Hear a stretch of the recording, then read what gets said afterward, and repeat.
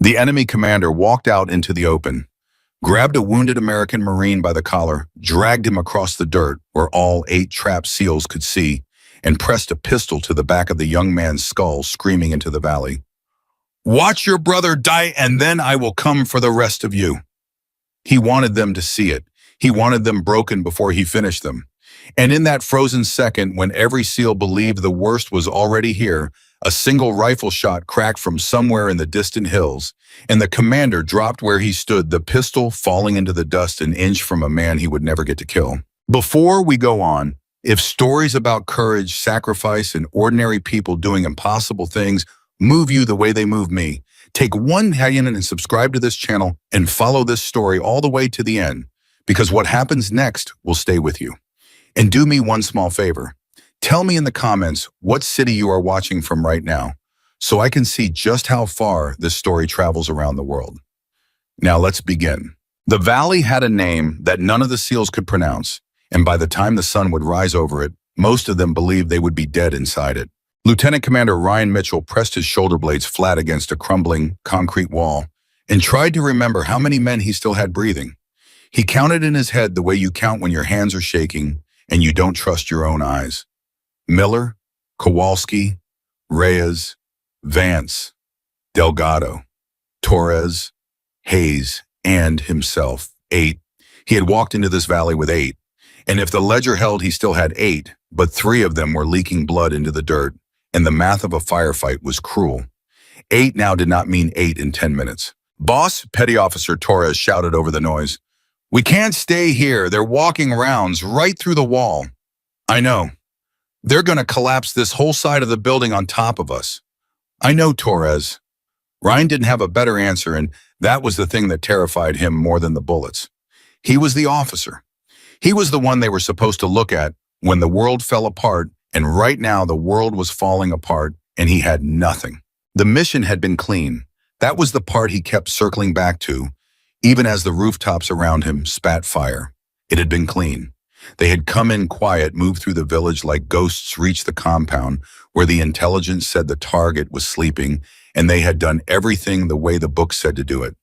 Get in, grab the man, get out. Simple. The kind of thing this team had done a dozen times before without a scratch. The capture had gone perfectly. The terrorist commander they had come for was zip-tied and face down in the dust behind them alive, exactly as ordered. Everything up to that moment had gone exactly as planned. It was the walkout that killed men. Contact left, rooftop. Kowalski's rifle barked, and a shape on the eastern roofline slumped forward. But for every fighter that fell, there seemed to be 3 more that took his place, rising up out of buildings that were supposed to be empty, out of alleys that were supposed to be clear, out of the hills that were supposed to be watched. That was the word that kept clawing at the back of Ryan's mind. Watched. Someone was supposed to be watching the hills. They had put a set of eyes up on the high ground precisely so this would not happen, precisely so that if the enemy tried to close in from the ridgelines, they would get a warning, a voice in the ear, a shot from above, and the eyes had gone silent almost the moment the shooting started. "Overwatch, this is Mitchell. Do you copy?" Ryan pressed a finger to his ear and shouted into the radio. "Overwatch, come in. Anybody up top, come in." Static. Come on, talk to me." Nothing but the hiss of dead air and the pounding of guns. Chief Petty Officer Miller crawled up beside him, dragging his right leg, his pant leg, dark and shining. "Ryan," he said, and the fact that he used the first name instead of the rank told Ryan everything he needed to know about how bad Miller thought this was. "Ryan, our Overwatch is gone. Either they got pushed off the mountain or they got killed on it. Either way, we're blind up top and we're pinned down here. Nobody's watching our backs." Extraction. "Where's our bird?" 25 minutes. Ryan closed his eyes for 1 second. Just one. "We don't have 25 minutes. "No," Miller said quietly, "we don't." Out beyond the wall, past the wrecked cars and the shattered mud brick homes, the enemy was doing something worse than shooting. They were talking. Ryan could hear them calling to one another in the dark, their voices rising and falling, with something that sounded almost like laughter, the way men sound when they already know how a thing is going to end and they are in no hurry to finish it. They were taking their time. They were closing the ring one careful step at a time, the way a man walks up on an animal he has already trapped. How many? Ryan asked. Give me a real count. Reyes was pressed up against the corner with the optic on his rifle doing the ugly work of counting the men who wanted them dead. Best I can tell, 30, he said. Maybe more. Machine gun teams on 2 roofs. I got an RPG crew setting up in that building at your 2 o'clock. And I count at least 2 shooters up in the hills that are taking careful shots, not spray. Those are the ones that scare me, boss. Those are shooters. 30 against 8. 3 of them wounded, ammunition running low, a helicopter 25 minutes out that might as well have been on the moon. All units, Ryan finally said into the radio, forcing his voice to stay level because a scared voice spreads faster than a bullet. All units, we are pinned down. Multiple casualties. Enemy has complete control of our movement. We are going to hold this compound, and we are going to wait for the bird. Nobody does anything stupid. Nobody tries to be a hero. We hold and we live. Copy. One by one, the voices came back. Copy. Copy, boss. Copy. And in the small pause between those voices, Ryan let himself feel the thing he could not say out loud. He did not believe it. He told his men to hold, and they would live, and he did not believe a word of it, and he suspected that some of them didn't either. And they said copy anyway because that is what men do for each other in a place like that. Then the enemy commander walked out into the open. Ryan saw him through a gap in the rubble, a tall man in a dark coat walking upright through the middle of a firefight like the bullets did not apply to him. And Ryan understood in an instant that this was the man running the whole thing. He walked like he owned the valley. He walked to the far edge of the compound where one of the wounded had been dragged during the first chaos of the ambush. A young support Marine named Cole, who had been attached to the team for the operation, barely 22 years old. And the commander reached down and took a fistful of the boy's collar and hauled him up onto his knees in full view of everyone. No, Miller breathed. No, no, no.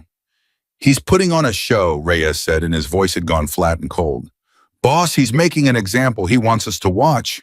The commander pressed a pistol to the back of the boy's head and shouted something across the valley in a voice loud enough to carry over the guns. And even though most of the SEALs could not understand the words, they understood the meaning perfectly, because cruelty has a language all its own. Watch this. Watch your brother die, and then I am coming for the rest of you. I can't get a shot, Kowalski hissed, shifting his rifle. I got a hostage in the way. I move an inch, and I hit the kid. Nobody fire, Ryan snapped. Nobody fire, you'll hit Cole. Boss, he's gonna kill him anyway.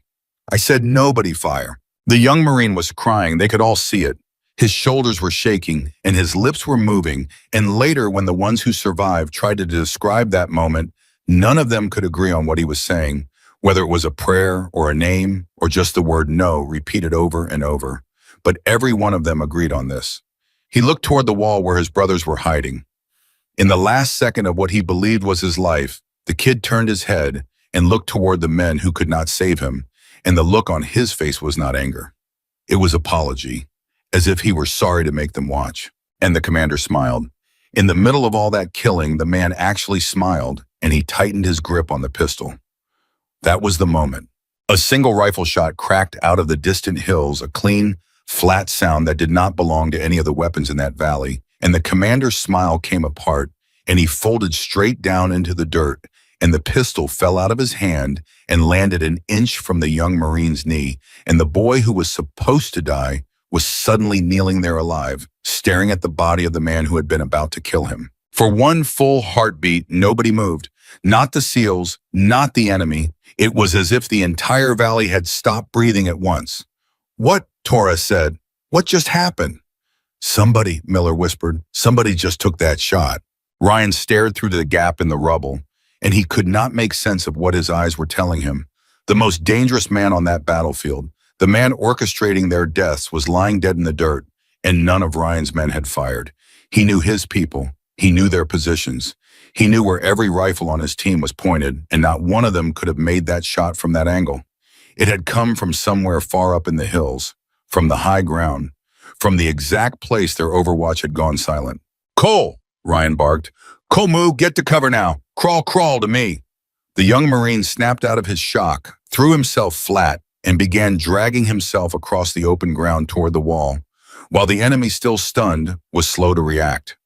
Reyes and Torres laid down fire to cover him, and the kid clawed his way into the compound and collapsed against the concrete beside Miller, gasping alive, shaking so hard his teeth were chattering. "You're okay," Miller told him, gripping the back of his neck. "You hear me? You're okay. You're with us." "Who?" Cole managed to say. "Who shot him? Who?" "I don't know," Ryan said. "I don't know." And then the second shot came. Up on the eastern roof line, the enemy machine gun that had been chewing their compound to pieces since the ambush began. The one weapon that more than any other had them pinned down and unable to move went suddenly silent. Not jammed, not out of ammunition. The gunner behind it simply pitched sideways and did not get back up, and the barrel that had been raining fire down on the SEALs swung uselessly toward the sky. "That gun's down," Kowalski said, disbelief creeping into his voice. "Boss, the machine gun's down. Somebody dropped the gunner." "Same shooter," Reyes said. He had his optic up, and he was scanning the hills, hunting for the source. "That's the same shooter, has to be. That's 2 impossible shots in 10 seconds. A third shot. The RPG crew in the building at Ryan's, 2 o'clock, the one Reyes had spotted, setting up the one that could have collapsed the entire wall the SEALs were hiding behind and ended all of them in a single blast, never got to fire. The man kneeling with the launcher on his shoulder slumped forward, and the rocket he never got to send off tipped harmlessly out of the tube and clattered onto the floor of the ruined building. "That's 3, Miller said. He was starting to laugh, a strange, cracked, half-hysterical laugh. The laugh of a man who thought he was going to die and just found out maybe he wasn't. "That's 3, Ryan. 3 of their worst threats, gone 1, 2, 3 like that." "Everybody hold," Ryan ordered. "Do not expose yourself. Whoever's up there is doing more damage in a minute than we did in 20. Let them work. Reyes, find them. I want to know who's shooting." "Working on it, boss. But whoever it is, they're good. They're picking targets in order of how much they can hurt us. The commander, then the machine gun, then the RPG. That's not luck. That's a professional making a decision about which one of us they're going to save first." Out in the valley, the enemy was starting to understand. Their laughter had stopped. The confident calling back and forth had turned into shouting hard and fast, and angry men trying to figure out where the fire was coming from, men looking up at the hills that a moment ago had belonged entirely to them. Because that was the thing that had just changed, the high ground. For the entire fight, the enemy had owned the high ground, and the SEALs down in the compound had been fighting up at them, exposed, trapped at the mercy of anyone above them. And now, somewhere up in that same high ground, something had turned.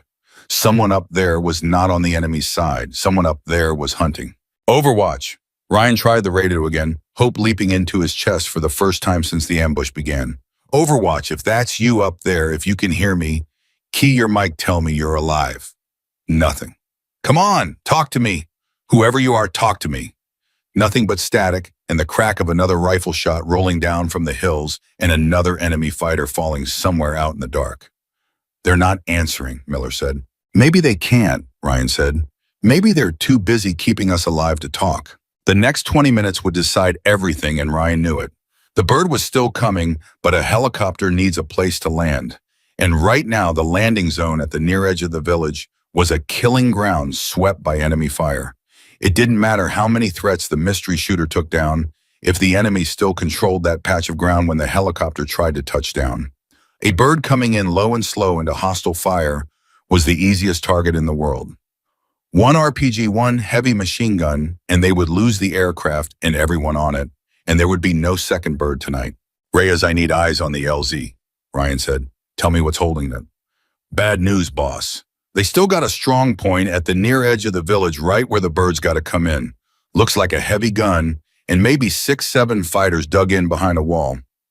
Our shooter up in the hills can't see that position. It's on the wrong side of a building. There's no angle from the ridge." Ryan's stomach dropped. So it wasn't going to be that simple.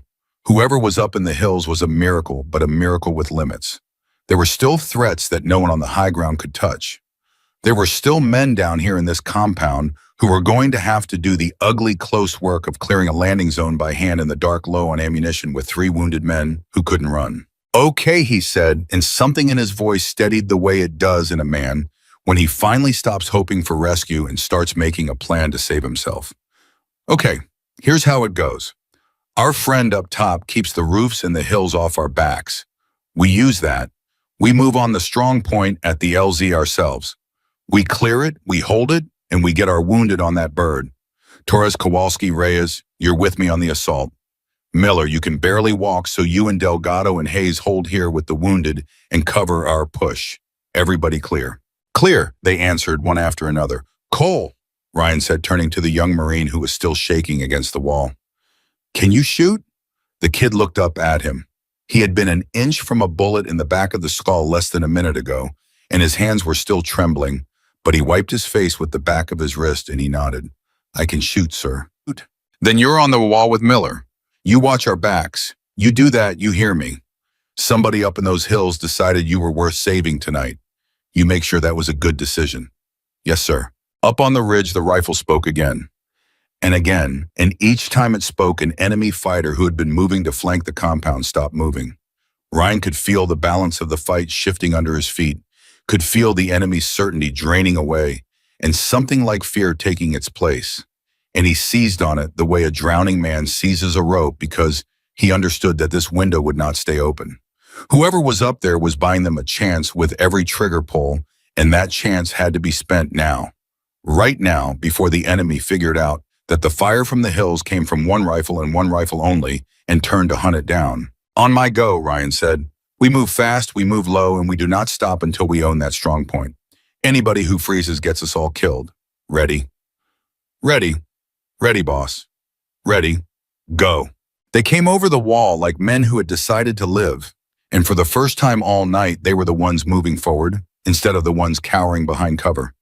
They crossed the open ground in short, brutal rushes, one man up and firing, while another moved the way they had trained 1,000 times, and above them, unseen, the rifle in the hills covered the paths. They could not cover themselves, dropping a fighter who leaned out of a window to fire on them, silencing a shooter who tried to catch them in the open. He's got us, Torres shouted as they moved. Whoever it is, they're watching us, boss. They're clearing our path as we go. I know. Keep moving. Don't waste it.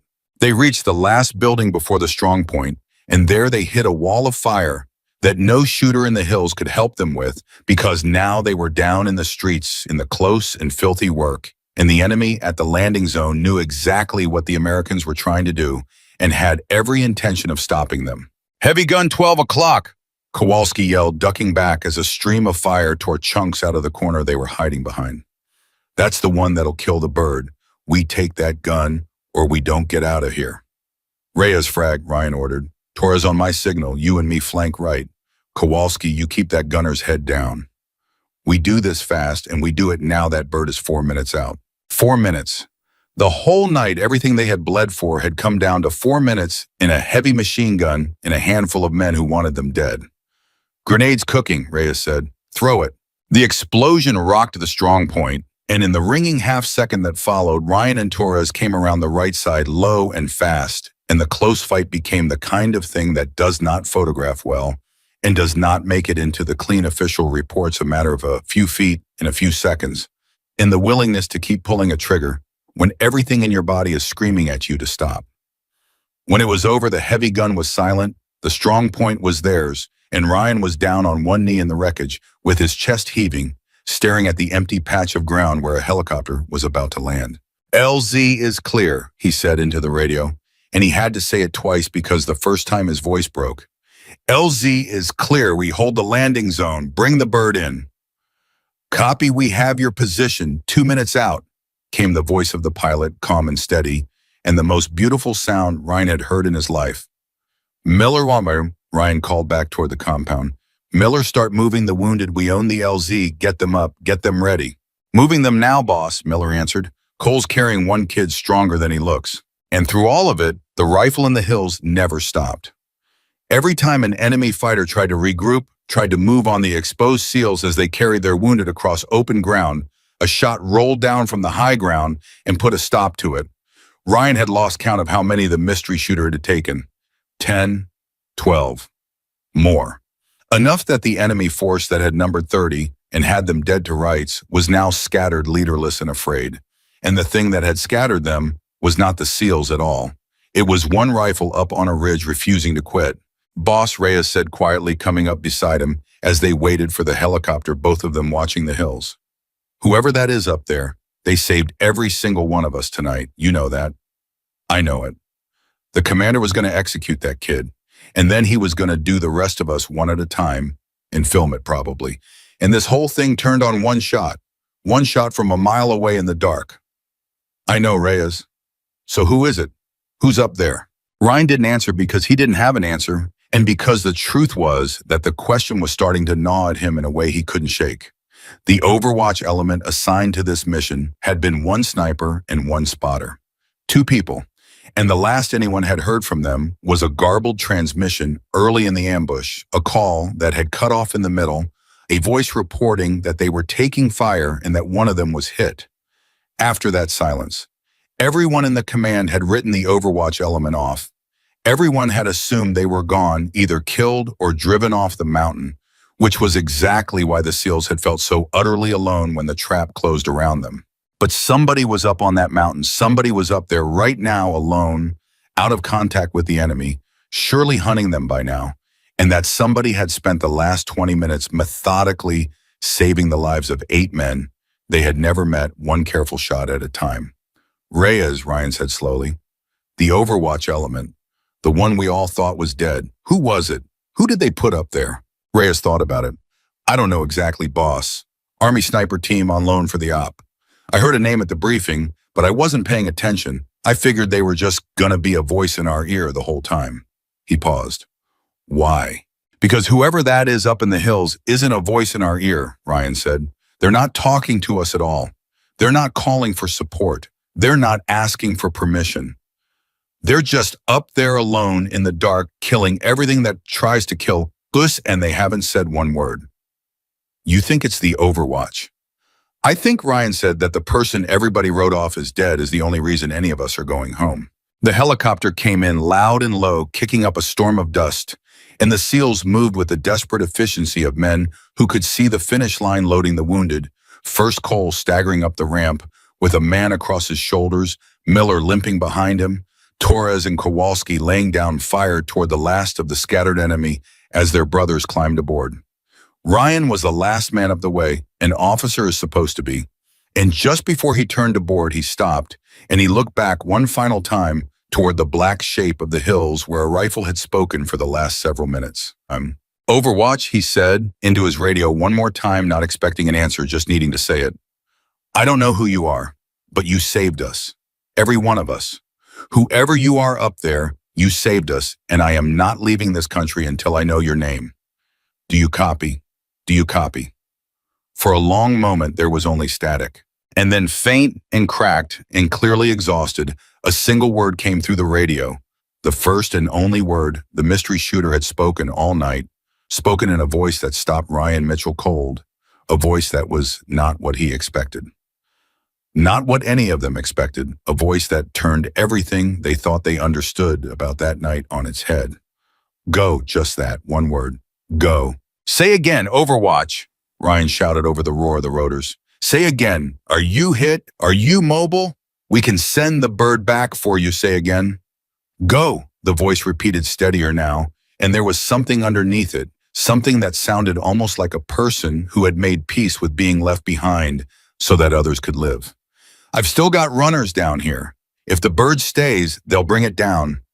Get your wounded out. I'll move on foot. Go. That's not how this works, Ryan said. We don't leave people. You hear me. We do not leave people. Then you understand me perfectly, the voice answered, because neither do I. Now go, Commander. That's why I'm still up here. Go. And the pilot was pulling pitch, and the helicopter was rising, and the ground was falling away. And Ryan Mitchell stood on the ramp gripping a strap with white knuckles, staring down at the black hills, where a lone shooter was choosing to stay behind in enemy territory rather than risk a helicopter full of wounded men. And he realized in that instant that he did not even know if the person who had just saved his entire team would live to see the sunrise. Inside the shaking cabin, his men were staring at him, all of them, even the wounded, because they had all heard that voice come through the radio, and they had all heard the same impossible thing in it that he had. Boss, Torres said, and he could barely get the words out. Boss, that voice, that was. Yeah, Ryan said, that was a woman. Nobody said anything for a moment. The helicopter climbed and banked, and the valley that had almost become their grave shrank away beneath them. And 8 men who should have been dead sat in stunned silence with a truth none of them had been ready for. The person who had turned the entire battle. The shooter who had killed the enemy commander silenced the machine guns, stopped the rockets, and hunted a force of 30 fighters through the dark until it broke and scattered. The one who had chosen to stay behind alone, so a helicopter full of wounded strangers could escape. It had not been a squad. It had not been an aircraft. It had not been the second SEAL team that command kept promising and never sent. It had been one soldier, one rifle, one woman up in the hills whom every single person in the chain of command had already crossed off as dead, and who had never once in the darkest hours of that night considered leaving them to die. "We have to go back for her," Cole said suddenly. The young Marine who had been on his knees with a pistol to his skull an hour ago sat up straight against the bulkhead, his eyes wide and fierce. "Sir, whoever she is, she saved my life. She saved all of us. We can't just leave her down there. Please, sir. We have to go back." Ryan Mitchell looked at the boy, and then he looked out the open door at the mountains sliding past below, dark and vast and full of men, who by now knew exactly where their sniper was and who would spend the rest of the night hunting her across that unforgiving ground. "We're going back," Ryan said, and he said it like a vow, like a debt, like the only thing in the world that mattered anymore. "The second we drop the wounded, the second we rearm, we are turning this bird around and we are going off into that valley, and we are not leaving Afghanistan without Hero. I don't care what command says. I don't care what the risk is. She stayed for us." He gripped the strap tighter and stared down into the dark. "So we go back for her." 2 hours before Ryan Mitchell made that vow on the ramp of a rising helicopter, before the enemy commander ever walked out into the open with a pistol in his hand, Staff Sergeant Emily Carter had been lying flat on her belly on a slab of cold rock a full kilometer above the valley, watching the whole disaster unfold through her scope and screaming inside her own head at men who could not hear her. "Turn around," she whispered, as if the SEALs down below could somehow catch the words on the wind. "Don't go through the valley, please. Don't go through the valley, wafting." But they went through the valley. Emily had seen it before they had. That was the cruelty of her position. From up on the high ground with the whole battlefield laid out beneath her like a map, she could see the shapes moving on the rooftops that the men on the ground could not, could see the fighters filtering silently into the buildings on both sides of the narrow pass, could see the trap closing its jaws a full minute before anyone walked into it. She had grabbed her radio, and she had called it in her voice tight and urgent. "Ground element, this is Overwatch. Hold your movement. I have multiple armed personnel moving into position on both sides of your route. This is an ambush, I say again. This is an ambush. Do not enter the valley." And the answer had come back garbled, broken, half swallowed by the terrain and the distance and the failing equipment. She would never know for certain whether they heard her. She would carry that not knowing for the rest of her life. Maybe the message got through and it was too late to stop. Maybe it never reached them at all. All she knew was that the SEAL team kept moving, walked straight into the closing trap, and the valley erupted. "Talk to me, Danny," she had said, not lifting her eye from the scope. "What are you seeing on the east side?" Sergeant Daniel Brooks, her spotter, the man who had been her second set of eyes for 2 years and her friend for longer, was lying beside her with his own optics up. "I count machine gun teams on 2 roofs," Brooks said. "RPGs setting up in the buildings. And I'm seeing shooters moving up into the hills. They're not just hitting the SEALs. They're spreading out. Somebody planned this." "They knew we'd have Overwatch," Emily said. "They're coming for us, too." "Yeah, they are." That was when the enemy sniper found them. Emily didn't hear the shot that hit Brooks. That was the thing about being on the wrong end of a good shooter. You never heard the one that mattered. 1 second, Brooks was talking, calm and steady, calling out enemy positions, and the next second, he made a sound she had never heard him make in all the years she'd known him, a short, sharp grunt, and his optics dropped from his hands and clattered against the rock. "Danny," she said. "Danny." "I'm hit," Brooks said, and his voice was thin. "Shoulder? Hi, I'm hit M." "Where's the shooter? Where'd it come from?" "I don't know. Ridge across the valley, maybe? I don't know." Emily rolled and grabbed him and dragged him back behind the rock, and her hands came away dark, and she understood in an instant that everything about this night had just changed. Her spotter was down. Her second rifle was gone. Her second set of eyes, the eyes that kept her alive while she worked, the eyes that watched her flanks so she could stay buried in her scope, were now the eyes of a man bleeding out on a mountainside who needed her to keep him alive. Okay, she said, pressing in her hand hard against his shoulder and her voice was shaking. Okay, you're gonna be fine. You hear me, you're gonna be fine. Don't, Brooke said through gritted teeth. Don't lie to me, you're a terrible liar. I'm not lying. Ma husband. Em, listen to me. He grabbed her wrist with his good hand and his grip was weaker than it should have been, and that frightened her more than anything. There's an enemy shooter across the runway who has our position. The second you move to that rifle and take a shot, you light yourself up. He'll see your muzzle flash. He knows right where we are. If you start shooting, you're dead. Emily looked down into the valley where the SEAL team was pinned in a broken compound, where wounded men were dragging themselves across the dirt, where 30 fighters were closing in like it was already over. If I don't shoot, she said quietly, they're all dead. You're one rifle. I know what I am. Emily, Brooks tightened his grip. Your orders are observe and report. Observe and report. You are not cleared to engage a force that size. You are supposed to watch and call it in. That's the mission. You start shooting at 30 armed men alone with your spotter down and an enemy sniper hunting you, and there is no version of that where you go home. Do you understand me? There is no version of that where you live. And this was the part Emily Carter never told anyone about, not in the debriefs, not in the interviews, not in the years afterward, when her story was taught to men who would go on to do dangerous things in dark places. She never told them about the 10 seconds she lay on that rock and seriously, honestly considered doing what she was told, following the order, staying hidden, watching the men below and calling it in over the radio and living to see the sunrise exactly the way her training and her orders and every reasonable instinct in her body told her to. She thought about her father. She thought about the man who had put a rifle in her hands when she was a girl, who had taught her to breathe, to be still, to wait, who had told her 100 times that a shooter's greatest weapon was not the rifle, but the discipline to know when not to use it. She thought about the way he used to say that being good at something dangerous meant nothing at all unless you also knew what it was for. Danny, she said, what's it for? What? Brooks said. What are you talking about? All of it. The years, the training, every cold morning on a range, every shot I ever took. If it's not for this, what's it for? Brooks was quiet for a long moment. Then he let go of her wrist.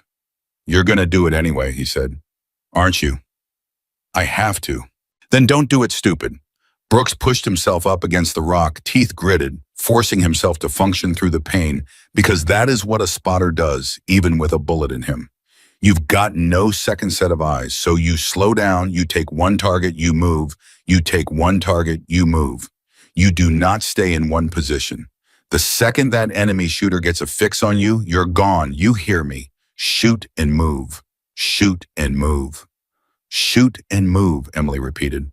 And Brooks looked at her, and there was something in his face that she would remember for the rest of her life.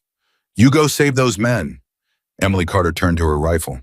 It was a semi-automatic precision rifle built for speed, built for a shooter who needed to put rounds on multiple targets fast, and at this range, at this distance in the dark, with the wind moving through the valley and no spotter to read it for her, it was going to demand everything she had ever learned, and probably a little more. She settled in behind it. She put her cheek to the stock. She let her breathing slow down the way her father had taught her before she was old enough to drive. Down in the valley, she found the enemy commander in her scope, the tall man in the dark coat walking through the firefight like he owned it, and she watched him drag a young Marine up onto his knees and press a pistol to the back of his head.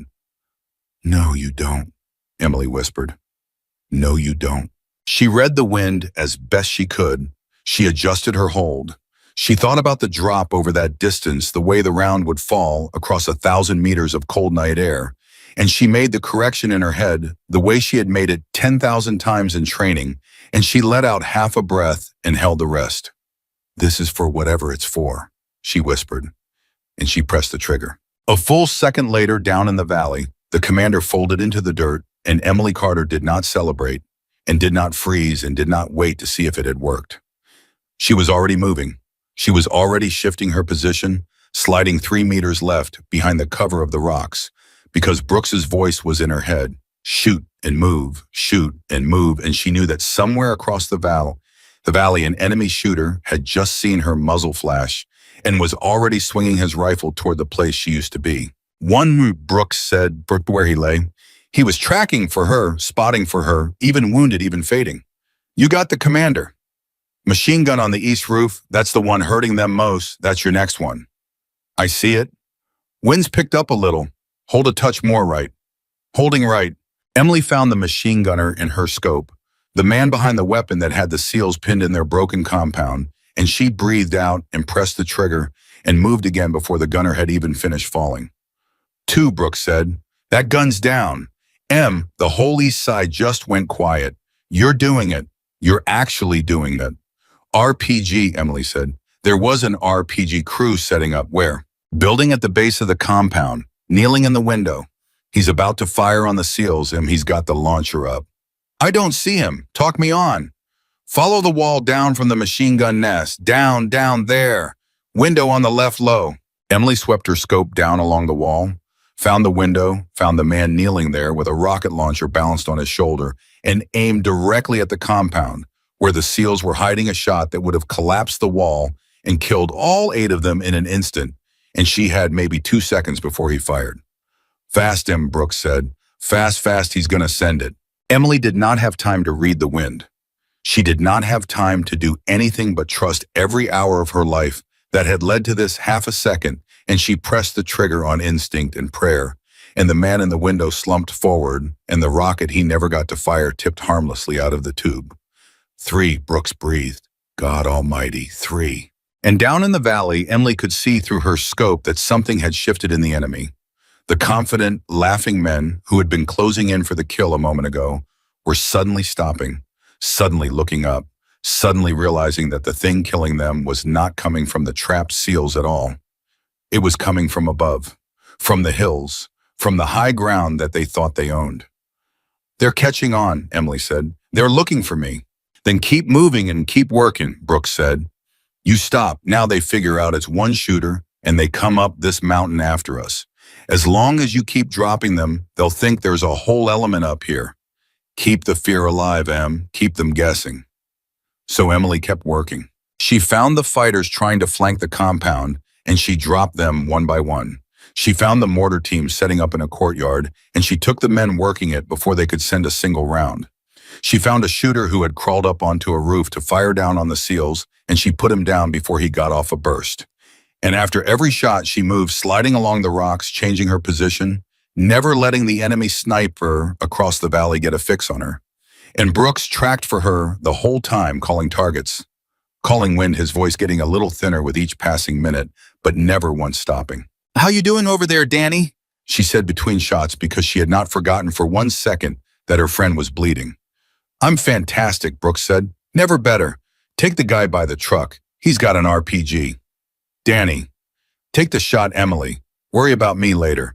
There's a truck 10 o'clock from the compound guy behind the engine block. He's loading a rocket. Take him. She took him. And this was the thing that was happening down in the valley, the thing Emily could see, and the SEALs could not fully understand yet. The tide was turning. The enemy force that had numbered 30 and had 8 trapped Americans dead to rights was coming apart, not because they were being overwhelmed, but because they were being unmade from a distance by something they couldn't find and couldn't fight. Their commander was dead. Their heavy weapons were silent. Their communications had collapsed into panicked shouting. And every time one of them tried to move on, the compound, a shot rolled down from the hills and stopped him cold. She watched the SEALs begin to move. She watched them realize they had a chance and seize it, watched a small group come over the wall and start pushing toward the near edge of the village, and she understood immediately what they were doing. They're going for the landing zone, she said. Danny, the SEALs are pushing for the LLZ. They're going to try to clear it for the bird. Then cover them, Brooks said. Clear their path. Anybody who leans out to shoot at them, you take. There's a strong point at the LZ I can't hit. Heavy gun dug in behind a wall on the wrong side of a building. No angle from here. Then cover everything you can and let the SEALs handle the one you can't. You can't do all of it, Em. Just do what you can reach. So that is what she did. As the small group of SEALs pushed across open ground toward the landing zone, Emily walked her fire alongside them, dropping the fighter who leaned out of a window to fire on them. silencing the shooter who tried to catch them in the open street, clearing every threat she could see, while the men on the ground fought the close, ugly battle for the strong point she couldn't touch. She watched them reach the last building. She watched a grenade go into the enemy position. She watched two of them flank right and disappear into the smoke, and for a terrible few seconds she couldn't see them at all, and her heart was in her throat. "Come on," she whispered. "Come on, come on, come out of there." And then they came out of the smoke, and the heavy gun was silent, and the landing zone was theirs, and Emily Carter let out a breath she felt like she'd been holding for an hour. "They did it," she said. "Danny, they cleared it. They cleared the LZ." There was no answer. Danny. Emily rolled off her rifle and turned to look at her spotter, and the fear that had been sitting in her chest all night finally came all the way up her throat. Brooks was slumped against the rock, his eyes half closed, his good hand fallen away from the wound he'd been holding, and he was still breathing, but it was shallow and slow and wrong. "No," she said, crawling to him. "No, no, Danny, stay with me. Stay with me, bum. The bird's coming. We just have to get you to the bird." His voice was barely there. "You got to keep shooting. The SEALs, they still got runners on them. If you stop now, I'm not leaving you to bleed out so I can shoot." "That's exactly what you're going to do." Brooks forced his eyes open and looked at her, and even now, even fading, there was steel in it. "Because that's the mission. Those men down there have wounded of their own, and they got a bird coming, and if you stop covering them now, the enemy's going to regroup and hit that helicopter the second it lands. You know that. You know it better than I do. Get back on that rifle." "Danny, please." "Get back on the rifle, Sergeant." "That's not me asking. Cover that bird. I'm not going anywhere, I promise. Now go." And Emily Carter, with tears in her eyes and her best friend's blood on her hands, crawled back to her rifle, and she got back behind the scope, and she covered the landing zone because he was right, and she hated that he was right, and there was nothing else to do. The helicopter came in loud and low.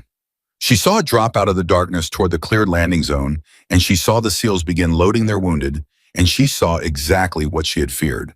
The enemy, scattered and leaderless, but not dead, began to regroup.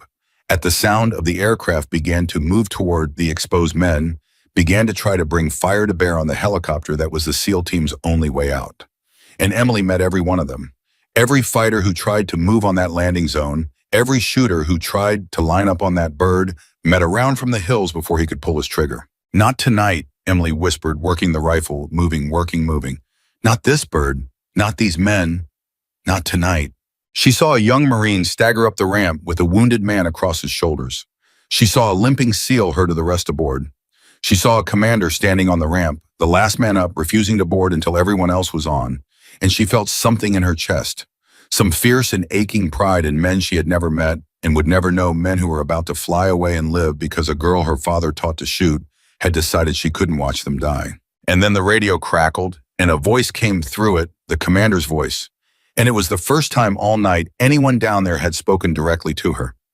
"Overwatch, I don't know who you are, but you saved us, every one of us. Whoever you are up there, you saved us, and I am not leaving this country until I know your name. Do you copy? Do you copy?" Emily looked at Brooks slumped against the rock, breathing his shallow, slow breaths.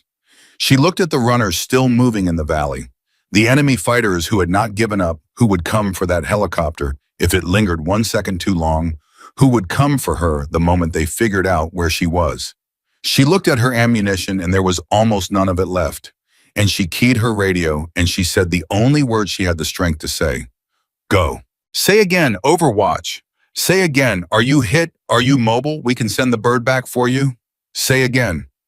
And Emily Carter, lying on a cold rock a kilometer above a valley full of men who wanted her dead, with her friend bleeding beside her and her rifle nearly empty, made the second impossible decision of the night, and it was harder than the first. "Go," she said again. "I've still got runners down here. If the bird stays, they'll bring it down. Get your wounded out. I'll move on foot. Go." "That's not how this works. We don't leave people. You hear me? We do not leave people." "Then you understand me perfectly," Emily said, and her voice cracked because she was thinking of Brooks, because she was thinking of the men in the compound, because she was thinking that maybe this was the last transmission she would ever send. "Because neither do I. Now go, Commander. That's why I'm still up here. Go. And she watched the helicopter buzz. She watched it climb up out of the valley with 8 men aboard who should have been dead, and she felt a relief so enormous it nearly broke her. And right on the heels of it came the cold, hard understanding of exactly what she had just done to herself. She was alone now, truly alone. Her spotter was down and fading. Her ammunition was nearly gone. The helicopter was flying away. And down in the valley, the enemy fighters who had scattered and panicked were beginning to understand something that changed everything for them, the same thing Brooks had feared from the very start. There was no element up in the hills. There was no squad. There had never been a squad. All that death, all that precision, all those impossible shots that had unmade their entire assault had come from one position, one shooter, one rifle. And now that rifle had stopped firing, and the helicopter was gone, and whoever was up there was still up there. They were coming for her now, and she knew it. "Danny," she said, crawling back to her spotter. "Danny, the bird's gone. They got out. Every one of them. You hear me? You did that. We did that." Brooks's eyes fluttered open. "The SEALs," he whispered. "They made it. They made it. All of them." A faint, broken smile crossed his face. "Told you," he said. "Told you it was for something." "Yeah," Emily said. And she was crying now openly because they were alone and no one could see her, and it didn't matter anymore. "Yeah, you told me. Now I'm going to get you off this mountain. I need you to help me. I can't carry you and cover us both. You got to stay with me, Danny. You got to stay awake and help me move. Can you do that?" Brooks reached up and gripped her arm one more time, and his grip was so weak now that it barely registered. "Listen to me. There's a whole enemy force between you and anywhere safe. They know where the shooting came from. They're going to come up this mountain, and they're going to come fast, and they're going to come angry because you just made fools of them in front of everybody. You cannot carry me and outrun them. You can't. The math doesn't work. I'm not leaving you. I'm not asking you to leave me," Brooks said. "I'm asking you to be smart. Get me to cover. Rig me so I can hold a pistol. And then you do what snipers do. You disappear. You use this mountain. You make them chase a ghost. And when you've lost them, when you're clear, you call in our position and you bring help back for both of us." "Danny, that's the plan, Sergeant. That's the only plan, and that gets us both home." "You know it is." And Emily Carter, who had already made 2 impossible decisions that night, looked down at her friend and understood that he was asking her to make a third, and that this one might be the one that haunted her most of all, because it meant leaving him behind, even temporarily, even with a plan, in a place crawling with men who would kill him the moment they found him. She looked out into the darkness, and far below on the slopes of the mountain she saw the first of them, shapes moving up toward her position, flashlights sweeping the rocks, voices calling to one another hard and fast and full of a hatred that had a name now, that had a target, now that was climbing toward her one step at a time. A dozen of them at least, maybe more, all of them coming for the ghost in the hills who had taken everything from them and given 8 strangers their lives. Emily Carter dragged her friend into the deepest cover she could find. She pressed his pistol into his good hand and closed his fingers around it. She checked her own rifle one last time and counted what was left, and it was almost nothing, a handful of rounds against a mountain full of men. "I'll be back for you," she whispered. "I swear it, Danny. I will come back for you. Stay alive. That's an order. Stay alive." And then Staff Sergeant Emily Carter, alone low on ammunition with her friend hidden behind her, and an entire enemy force climbing the mountain to hunt her down, picked up her rifle, turned toward the darkness where the flashlights were coming, and got ready to run for her life. The flashlights were 40 meters below her and closing when Emily Carter made the decision to let them come. Every instinct in her body was screaming at her to run, to put distance between herself and the men climbing the mountain. But she forced herself to stay still behind the rocks and think, because running blind in the dark from a force that outnumbered her 12 to 1 was not a plan. It was a way to die out of breath. She counted the lights, 6 that she could see. But she had learned long ago that the men who carried the flashlights were never the only men on the mountain. The smart ones came up dark off to the sides, letting the ones with the lights draw the fire. "Think," she whispered to herself. "Think, Emily. What did Dad say? What did he always say?" Her father's voice came to her the way it always did when she was most afraid, calm and slow and certain. "Never let them tell you where the fight happens. You tell them. You picked the ground. She had almost no ammunition. That was the hard truth she kept coming back to. A handful of rounds against a mountain full of men. She could not win a firefight, not a real one, not a stand-up trade of bullets. But she did not need to win a firefight. She needed to do something far harder and far smarter. She needed to make 12 angry men believe they were being hunted by a force much larger than one exhausted woman with an almost empty rifle. Okay, she breathed. Okay, we do it your way, Dad. She waited until the nearest flashlight was 30 meters below her, until she could hear the man's boots scraping on the loose rock, until she could hear him breathing hard from the climb. And then she did not shoot him. She shot the rock a foot to his left, and then she was already moving, sliding hard to her right along a shelf of stones she had picked out an hour ago. And by the time the enemy opened up on the muzzle flash, hammering the empty position she had just abandoned, with a storm of return fire, she was 30 feet away and firing again from a completely different angle, one round, and then moving again. The effect was exactly what she wanted. To the men below, it looked like fire from two positions. Then as she kept moving and firing single shots from spot after spot, it looked like three. They could not understand it. They shouted to one another in confusion, spreading out, taking cover, slowing down, because a force that could shoot at them from three directions at once was not a lone survivor. It was an ambush, and you do not charge up a mountain into an ambush. That's it, Emily whispered, sliding into a crevice between two boulders, her chest heaving. Slow down, be afraid, wonder how many of us there are. But she knew this trick had a shelf life. She had maybe 6 rounds left. Every shot she fired to sell the illusion was a shot she would not have when the illusion collapsed, and it would collapse, because sooner or later a smart man down there was going to count the shots, was going to notice that, no matter how many positions the fire seemed to come from, it always came one round at a time, never two rifles firing at once, and he was going to understand the truth. One shooter, moving fast, nearly out. She had to be gone before that happened. 200 meters down the mountain and half a valley away, though Emily could not have known it, the helicopter carrying 8 rescued men was setting down hard at a forward operating base, and Lieutenant Commander Ryan Mitchell was on the ground before the wheels had fully settled, running for the operations center with his heart pounding and one thought in his head. "Where's the commander?" he shouted at the first officer he saw. "Get me whoever's running this show, right now." "Sir, you need to get checked out. You're covered in..." "It's not my blood. Where's the ranking officer? I need eyes back on that valley, and I need them now. We left someone in there." He burst into the operations center, and a major named Halstead looked up from a bank of screens, and Ryan did not wait for permission to speak. "There is a friendly still in that valley," Ryan said. "Army sniper element, the overwatch you assigned to my mission, the one everyone wrote off as dead." "She's not dead. She's alive, and she's on that mountain, and she is the only reason my entire team is standing here right now, and she stayed behind to cover our extraction. I need a bird, and I need it turned around, and I need to go back for her." Halstead stared at him. "Slow down, Commander. Who are we talking about?" "The Overwatch, Staff Sergeant." Ryan stopped. He realized with a jolt of shame that hit him like a physical blow that he did not know her name.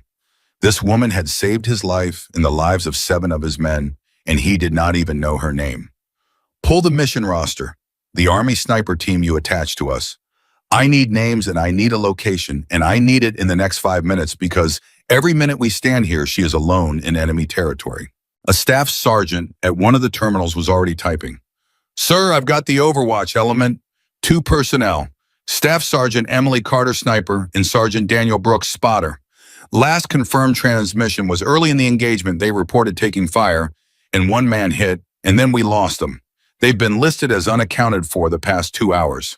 "They're not unaccounted for," Ryan said. "One of them just saved 8 lives and told me to leave her behind. Carter. Her name is Carter." He said it like he was carving it into stone. "I want a drone over that valley now. I want to know where she is. And I want a bird spinning up." Halstead hesitated, and Ryan saw the hesitation and hated it. "Commander, I understand what you're telling me, but I can't just throw an aircraft into a hot valley full of an enemy force that just tried to wipe out a SEAL team. If they've got surviving RPG capability and they hit that bird on approach, I lose the aircraft, the crew, and you and I still don't get Carter out. I have to think about..." "She didn't think about it," Ryan said quietly. The room went still. She had orders to observe and report, Ryan said. Observe and report. She was not cleared to engage. She could have followed her orders and watched us die from a safe position and gone home a good soldier who did exactly what she was told. Instead, she engaged a force of 30 by herself with her spotter shot, knowing every single shot she took painted a target on her own back. And she did not stop, and she did not think about the risk to herself. And when the bird came for us, she gave us her seat and told us to go. So respectfully, Major, do not tell me about the risk. She did the math on the risk 2 hours ago, and she decided we were worth it. Now I'm asking you to decide she's worth it, because I already have. For a long moment, Halstead said nothing. Then he turned to the staff sergeant. Get me a drone over that valley, now, and spin up the bird. He looked back at Ryan. You find her on that feed, Commander, and yet I'll give you your aircraft. But you find her first. I'm not sending a bird into that valley blind. Get the drone up, Ryan said. I'll find her. Up on the mountain, Emily Carter was down to 4 rounds and running out of tricks. She had bought herself 20 minutes with the shoot and move illusion 20 precious minutes in which the enemy had crept upward, slowly, cautiously, convinced they were facing a dug-in element rather than a single fleeing shooter. But the illusion was cracking. She had heard it in the last few minutes, a change in the way they moved, a new confidence. And then she had heard the thing she dreaded most, a single voice down below calling out over the others, hard and clear, and commanding a man who had figured it out. She could not understand the words. She did not need to. She understood the meaning in the way the other men responded to it, the way they stopped taking cover and started moving again faster, now spreading wide to cut off her escape, no longer afraid. One of them had counted the shots. One of them had realized there was only one rifle up here, and that it was nearly empty, and that the thing that had destroyed their assault and killed their commander was not an element at all, but a single soldier alone and running. They know, Emily whispered. They know it's just me now. And that changed everything. A cautious enemy she could manage. A confident enemy who knew she was alone and nearly out of ammunition and burdened by a wounded man she refused to abandon. That enemy would run her down.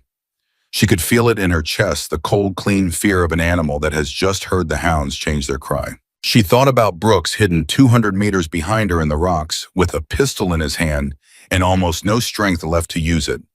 She had drawn the enemy away from him. That was the one thing she had managed.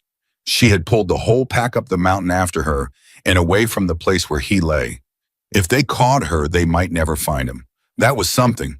If the worst happened, at least the worst might only happen to her. No, she said out loud, angry at herself. No, you are not thinking like that. You are getting off this mountain and you are coming back for him. Both of you go home. Both of you, that's the mission. She checked her rifle. 4 rounds. And then she did something that took more courage than any shot she had fired all night. She stopped running. Because she understood in that cold, clear way that came to her in the worst moments that she could not outrun them anymore. They were faster than her now, and they were spreading to cut her off, and a straight race down the mountain in the dark was a race she would lose. So she was going to do the last thing they expected. She was going to pick the ground one final time the way her father taught her, and she was going to make them pay a price so steep for the next 50 meters of mountain that they would slow down again and buy Daniel Brooks a little more time to stay alive. She found her spot, a narrow defile where the mountain funneled anyone climbing into a single tight channel, a place where 12 men had to become 2 men, where their numbers meant nothing and her rifle meant everything. She settled in above it. She had 4 rounds, and she was going to make each one count for 10. Come on then, she whispered into the dark. Come and get me. The first 2 fighters came into the defile fast and close together, and Emily took the lead man with her first round and the second man with her second, dropping them both in the space of 2 seconds in the one place on the mountain where their friends could not immediately push past their bodies to get at her. The channel choked with confusion, and the shouting turned to screaming, and the whole pursuit slammed to a halt as a men who a moment ago had been closing in for the kill suddenly discovered that the ghost they were chasing still had teeth. 2 rounds, Emily breathed. 2 rounds left. Make them count. Make them think there's 100 of you. And down at the forward operating base, a drone feed flickered to life on the largest screen in the operations center, and Ryan Mitchell leaned in with his hands flat on the table and his eyes searching the grainy black and white image of the mountain. and what he saw made his blood run cold. "There," he said, stabbing a finger at the screen. "There, that heat signature up in that defile. That's a single person holding a position. And look at all of that below it." He traced the cluster of heat signatures spread across the slope below the lone figure, a dozen of them more moving upward, spreading wide. "That's her. That's Carter. And that entire enemy force is climbing right up on top of her. She's got a whole company hunting her, and she's holding them off from one position." "My God," Halstead said, quietly staring at the screen. "She's completely surrounded. How is she still alive?" "Because she keeps picking ground they can't rush," Ryan said. "Look at where she's set up. That choke point. She's making 12 men fight her two at a time. That's not luck, Major. That's a professional buying time with the only currency she's got left. But she can't do it forever. Look how spread out they are. They're going to flank that position. They're going to get above her and behind her, and when they do, it's over. She's got minutes. Maybe less." Halstead looked at the screen at the single flickering heat signature, holding off a mountain full of men, and then he looked at Ryan Mitchell, and something in the Major's face changed. "Get the bird in the air," Halstead said. "Now, Commander, you've got your aircraft. Bring her home." Ryan was already moving. "Torres, Kowalski, Reyes on me, we're going back. Everybody who can still walk and shoot, gear up. We leave in 90 seconds. Boss." It was Cole, the young Marine, already on his feet, already reaching for a rifle, despite the fact that an hour ago he'd had a pistol to the back of his skull. "I'm coming. You're wounded, kid, and you're not even one of mine. She saved my life," Cole said, and there was nothing in his voice that could be argued with. "She stayed behind for us. For me. I am getting on that helicopter, sir, and you can either bring me or you can leave me on the tarmac, but I am not sitting here while she's up there alone. She didn't leave us. I'm not leaving her." Ryan looked at the boy for 1 second, then he tossed him a spare magazine. "Then keep up," he said, "and do exactly what I tell you." Up on the mountain, Emily fired her third round. She had held the choke point for as long as she could, but Ryan Mitchell had read the drone feed exactly right. They were flanking her. She could hear them now above her, and to her left, men who had climbed wide around her position and were working their way up onto the high ground that had been her only advantage. And once they were above her, the defile that had protected her would become a trap that killed her. She had to move, but every direction she could move was a direction with men in it. Her third round took a fighter who came around the rocks to her left, too close. Close enough that she saw his face in the muzzle flash, close enough that she understood how completely the situation had collapsed. They were on top of her now. The distance that was a sniper's whole world had evaporated. This was not shooting anymore. This was a knife fight with rifles, and she had 1 round left. 1 round. "Danny," she whispered, and she was not sure why she said his name, except that if this was the end, she wanted the last thing she said to be to him, to the friend she had promised to come back for, and now maybe never would. "Danny, I'm sorry. I tried. I really tried." She heard them closing in from 3 sides. She heard boots on rock close closer. She raised her rifle with its single remaining round, and she picked the direction the nearest sound was coming from, and she prepared to make her last shot the best one of her life. And she thought about her father, and she thought about the 8 men on the helicopter who had gotten out because of her. And she decided that if this was where it ended, then it was a fair trade. 8 lives for one, and she could live with that, and she could die with that.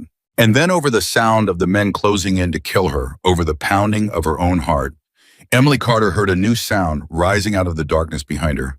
A deep rhythmic hammering that she knew in her bones that every soldier knows the sound of rotors, the sound of an American helicopter coming in low and fast and angry over the mountain, and a spotlight stabbed down out of the sky and caught the enemy fighters flanking her position full in its beam, and a door gunner opened up from above and turned the high ground the enemy had just seized into the worst place on the mountain to be standing. "No," Emily breathed, and she almost couldn't believe her own eyes.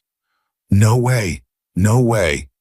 A voice came over the radio on her hip, a voice she recognized the commander from the valley, and it was shouting over the roar of the rotors and the hammer of the gun. "Carter, Staff Sergeant, Emily Carter, this is Mitchell. Do you copy? We came back. You hear me? We came back for you. Do not give up. We have eyes on your position. Hold on." Emily grabbed the radio with a hand that would not stop shaking. "Mitchell," she said, and her voice broke on the word. "Mitchell, is that really you?" It's really me. It's really us. We're right on top of you. Now listen to me, Carter. We cannot land in these rocks, and we've still got hostiles all around your position, so I need you to do exactly what I say. Do you have a fix on the bird? I've got you. I see you. Good. There's a shelf about 40 meters downhill from your position, southeast. It's the only place flat enough for us to get low enough to pull you up.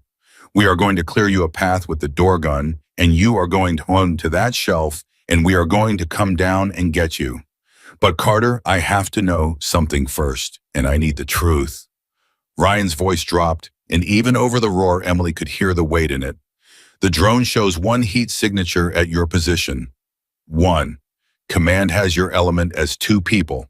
Where's Brooks? Where's your spotter? And there it was, the question Emily had been dreading since the moment she heard the rotors. Because the shelf Ryan was talking about, the only place the bird could pull her up, was 40 meters downhill in southeast. And Daniel Brooks was 200 meters uphill and northwest in the opposite direction, hidden in the rocks where she had left him in exactly the part of the mountain the enemy now controlled. To get to the helicopter, she had to leave him behind. Again. And this time there might be no coming back. Carter, Ryan said. Carter, answer me. Where is Brooks? Emily looked northwest up the mountain toward the darkness where her friend was hidden and waiting and trusting her to keep her promise. Then she looked southeast toward the shelf where a helicopter was risking everything to save her life. And she keyed the radio, and she made a decision that Ryan Mitchell would talk about for the rest of his life, a decision that told him everything he would ever need to know about the kind of soldier Emily Carter was. He's uphill, Emily said, northwest of me, 200 meters. He's alive, he's wounded, and he's got enemy all around him. She took a breath. I'm not going to the shelf, Mitchell. I'm going back for Brooks. Carter, no. Carter, listen to me. That's the wrong direction. That's straight into the enemy. We cannot cover you up there. The shelf is the only place we can. I gave him my word, Emily said, and her voice was steady now, steadier than it had been all night, because a person is never so calm as when they have stopped being afraid of the thing they most feared. I told him I'd come back for him. I already left him once tonight. I am not leaving him twice. You want to save me, Commander, then help me save him. Because I am going up that mountain either way, and I would really appreciate the company. There was a silence on the radio just for a second, and then Ryan Mitchell's voice came back, and there was something in it that was almost a laugh. The laugh of a man who has just met someone who thinks exactly the way he does and cannot quite believe his luck. You know something, Carter, Ryan said. My whole team thought the same thing about you an hour ago, that we couldn't leave you. So I guess this is the night nobody gets left behind. His voice sharpened, turned to command. New plan. Torres Reyes, get on that gun. I want everything northwest of Carter's position suppressed. Cole, you and me are fast roping down to link up with Carter and go get her spotter. Pilot, get us over that northwest ridge and keep that gun hot. Carter, you still there? I'm here. We're coming down to you, both of us. And then the 3 of us are going to go get Brooks, and then all 4 of us are going home. You copy? And Emily Carter, alone on a mountain with 1 round left, surrounded, exhausted, and out of tricks, looked up at the helicopter hovering over her in the darkness, with its guns hammering, the enemy off the high ground, and she felt something she had not felt since the moment Daniel Brooks went down beside her, something she had almost forgotten the shape of. She felt like she was not alone anymore. I copy, Commander, she said. I copy. Come on down. Let's go get my friend. And high above the valley, where 8 men had nearly died on a cold mountain full of enemies, a helicopter dropped low over a ridge with its guns blazing, and a SEAL and a young Marine slid down ropes into the dark to stand beside the woman who had refused to leave them, so that together they could all go and refuse to leave one more. Ryan Mitchell hit the mountain hard, rolled off the rope, and came up with his rifle ready before his knees had even stopped complaining, and 3 feet away Cole did the same. And then the 2 of them were looking at the woman who had saved their lives, seeing her face for the first time. She was smaller than Ryan had imagined. That was the strange thing that struck him in the middle of a firefight, the thought that made no sense and yet hit him anyway. He had built a picture of her in his mind over the last 2 hours, this ghost in the hills, who had unmade an entire enemy assault, and somewhere in his head, he had made her into a giant. And here she was, a tired woman crouched in the rocks with dirt on her face, and her friend's blood dried dark on her hands, holding a rifle he now knew had exactly 1 round left in it, and she had done all of it. All of it. Staff Sergeant Carter, Ryan said. Commander Mitchell, Emily answered. You're a lot of trouble, you know that. So I've been told. She almost smiled, and then the exhaustion in her face gave way to something harder and more urgent. We don't have time. Brooks is 200 meters uphill northwest, and every second we stand here talking is a second they're closing on him. They don't know exactly where he is yet, but they will. We have to move now. Then we move now. Ryan keyed his radio. Torres, we're linked up with Carter. We're pushing northwest to the spotter's position. Keep that gun working the ridge above us, and do not let anybody get up on that high ground ahead of us. You are our cover. You are the only thing keeping the enemy off the ground we need to cross. Copy. Copy, boss. We got you. Torres answered from the helicopter above, and the door gun opened up, again hammering the ridgeline, forcing the enemy fighters who had been closing in to throw themselves flat. Cole, you're on Carter, Ryan said. You do not leave her side. She's nearly out of ammo, so you are her ammo now. Carter, you know the ground you lead. I'll cover our rear. Move. And they moved. Emily took point because she was the only one who knew exactly where Brooks was hidden, and she moved up that mountain in the dark with a certainty that Ryan found almost frightening, weaving through the rocks along a path only she could see. And Cole stayed on her shoulder the whole way. This 22-year-old kid who 8 hours ago had never fired a shot in anger, and now moved like he'd been doing it his whole life, because fear does that to a person. Sometimes it burns away everything that isn't necessary. How much farther? Cole asked low. 100 meters, Emily said. There's a cluster of boulders up ahead, 3 big ones leaning together. He's in the gap in the middle. I left him with a pistol, and I told him to stay dark so he's not going to fire unless somebody's right on top of him.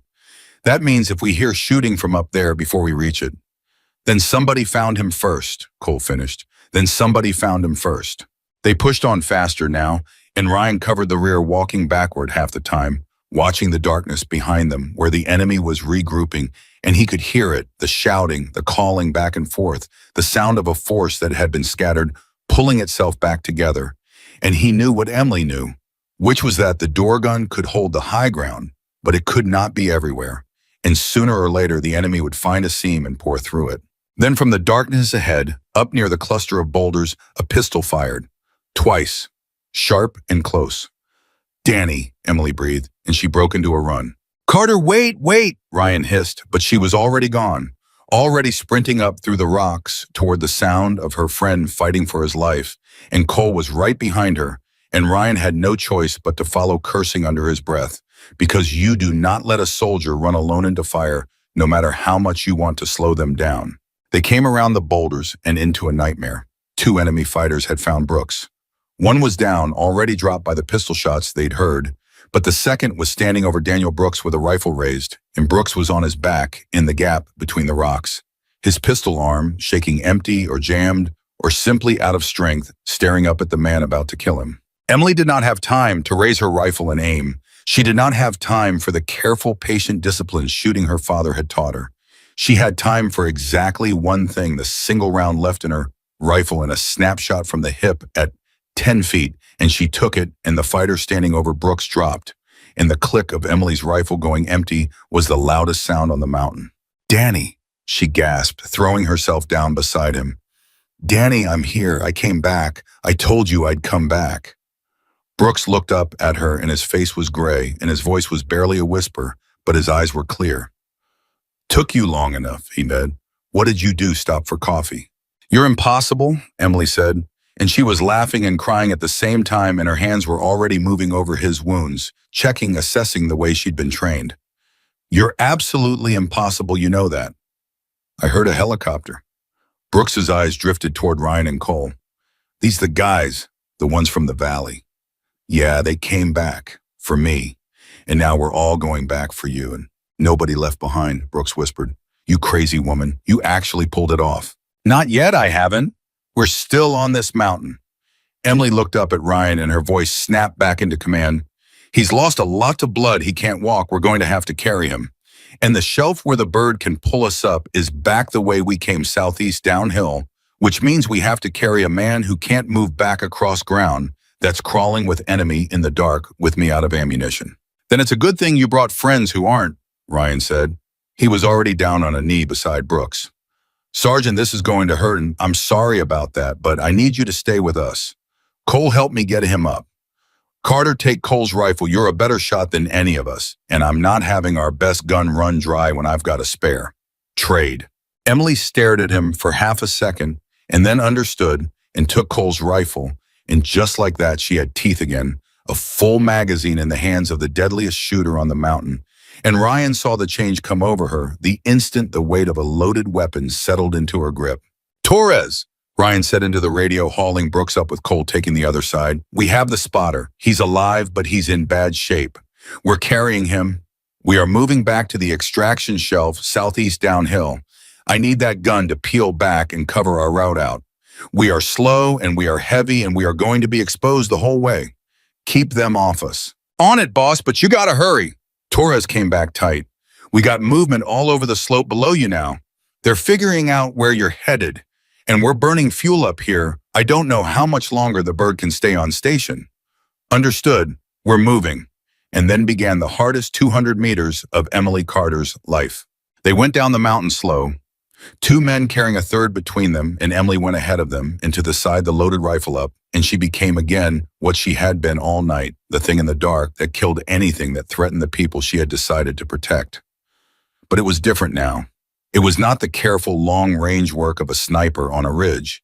It was close and fast and desperate, snapping off shots at fighters who appeared out of the rocks at 20 feet and at 30 feet, buying the men behind her the seconds they needed to keep moving. And every time she fired, she moved the old discipline, holding even now shoot and move, Brooks's own voice in her head from the beginning of the night. On your left, she called back, two of them coming up the draw. I've got them. 2 shots. Down. Keep moving. Keep moving. You hear that, Danny? Cole grunted, hauling the wounded man along. She's covering us, just like she covered us in the valley. That's what she does, Brooks whispered, his head lolling. That's what she does, kid. She covers people. Halfway down, the enemy got smart, and Emily felt the whole shape of the fight change again. They stopped coming at her 1 and 2 at a time and started massing, pulling together into a real assault. A dozen fighters or more pushing up from below to hit the little group before it could reach the shelf. And Emily understood in a heartbeat that she could not hold them all, that there were too many, that the 4 of them carrying a wounded man could not fight through a coordinated push. Mitchell, she said, and there was something new in her voice. There's too many. They're massing below us. We're not going to make it to the shelf carrying Brooks, not through that. They'll cut us off. What are you saying, Carter? I'm saying somebody has to hold them here while the rest of you get Brooks to the shelf, Emily said, and Ryan understood exactly what she was doing, and he understood it because it was the same thing she had done in the valley 3 hours ago, and he was already saying no before she finished. I've got the rifle and the full magazine. I can hold this choke point and keep them off you long enough for you 3 to reach the shelf and get Brooks up. Then I break contact and follow. Absolutely not, Ryan said. No, we are not doing this again. You are not staying behind again, Carter. I did not come back up this mountain to leave you on it.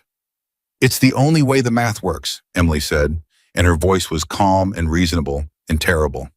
You can't carry Brooks and fight through that force at the same time. Somebody has to buy you the time. I'm the shooter. It's me. It was always going to be me. Carter, get him to the bird commander. That's the mission. That was always the mission. Get the wounded out. And then Daniel Brooks, who everyone thought had drifted past the point of speaking, lifted his head off Cole's shoulder, and he said in a voice that was barely there, but somehow reached every one of them, no. Emily froze. Danny. No, Brooks said again. You listen to me, Emily Carter. All night long you've been making this choice. In the valley you made it. On the ridge you made it. And every single time the choice was you staying behind so somebody else could live. And every single time I let you because there was no other way and because that's who you are. His breath rattled. But I am not letting you do it one more time. Not to buy time for me. Do you understand? I am not going to be the reason you die on this mountain. If you stay behind to save me, then everything I've done tonight, everything you carried me through it was all for nothing. Because it cost me the one person I was trying to keep alive. Danny, if I don't hold them, none of us make it. Then we all make it or none of us do, Brooks said. That's the deal. That's the deal I'm making right now. Nobody left behind. You said it yourself. You don't get to use that on everybody but yourself, Em. It applies to you too. It always applied to you too. And in the middle of that mountain with enemy fighters massing below them, and a helicopter burning fuel above them, and a wounded man refusing to let his own life be traded for hers. Something broke open in Emily Carter that she had been holding shut all night, and Ryan Mitchell saw it happen, saw the woman who had made herself into a weapon, remember that she was also a person, and it was Ryan who found the answer. He's right, Ryan said. And there's another way. Carter, you don't hold them alone, and you don't stay behind. We do it together. He keyed his radio. Torres, change of plan. Forget peeling back to cover our route. I need you to bring the bird right down on top of the enemy massing below us and put everything you have into them. I don't need you to cover a retreat. I need you to break that assault. Right now. Buy us 30 seconds of case and we run for the shelf all at once. All four of us, Brooks, in all. Boss, that's danger close if I open up that low with you that near. I know exactly how close it is. Do it anyway. Now, Torres, now. And the helicopter dropped like a falling stone, roaring down out of the darkness directly over the massing enemy, and the door gun opened up at a range so close that Emily could feel the heat of it, and the enemy assault that had been forming below them simply came apart under the weight of it, fighters scattering, diving for cover, the coordinated push dissolving into every man for himself. Now, Ryan roared. Everybody now run for the shelf. And they ran. Ryan and Cole carried Brooks between them, half dragging him now, and Emily ran alongside with the rifle up, firing at anything that lifted its head out of the chaos, all four of them pounding down the mountain toward the shelf, while the helicopter hammered the ground behind them and kept the shattered enemy pinned. It was 30 meters. It was 20. It was 10. And a fighter rose up out of the rocks directly in their path, directly between them and the shelf, so close, there was no time, and Emily put him down without breaking stride. And then they were there. They were on the shelf, and the helicopter was wheeling around and coming in. Get Brooks up first, Emily shouted over the rotors. Get him up! Get him up! The bird came in low, and Torres and Reyes reached down and hauled Daniel Brooks up into the cabin, and then Cole was up, and Ryan was pushing Emily toward the aircraft. And for 1 second, one terrible second, Emily looked back up the mountain she had bled on all night. And then she reached up and took Torres's hand and was pulled up into the helicopter, and the shelf fell away beneath her, and the mountain fell away, and the whole valley of her nightmares fell away into the darkness below. She collapsed against the floor of the cabin next to Brooks, and she grabbed his hand, and he squeezed back weak, but they're alive. And she pressed her forehead against his, and she cried finally all the way she had not let herself cry the entire night, because they were on the helicopter. All of them, every one of them, and nobody had been left behind. We made it, Danny, she said. We made it. Both of us, all of us.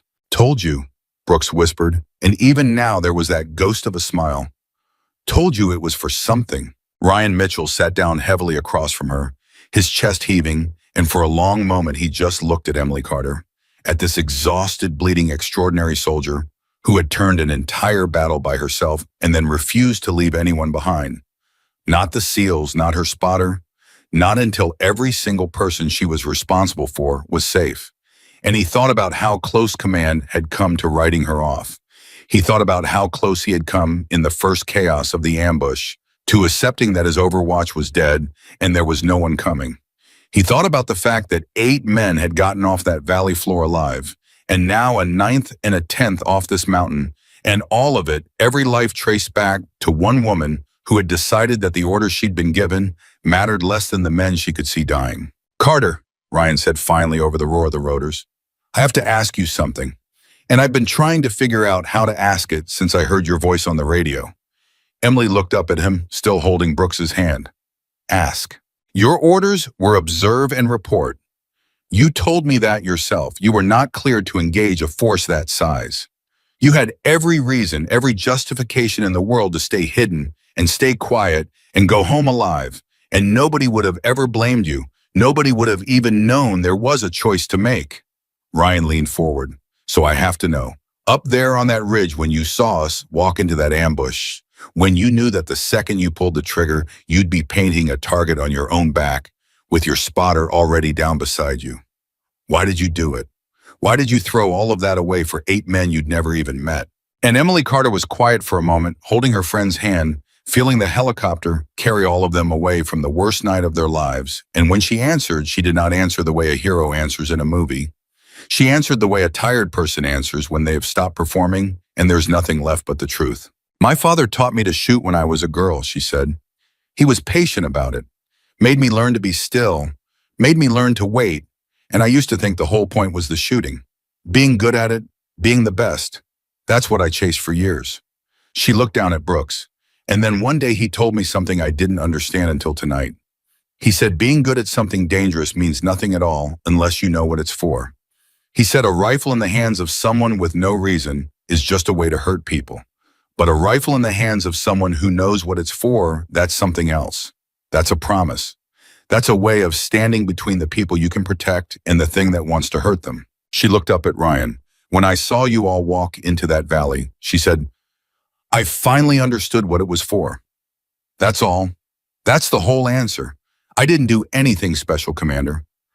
I just finally figured out what all those years were for, and then I did it. When someone depends on you, you don't walk away. Not the SEALs, not Danny, not anybody.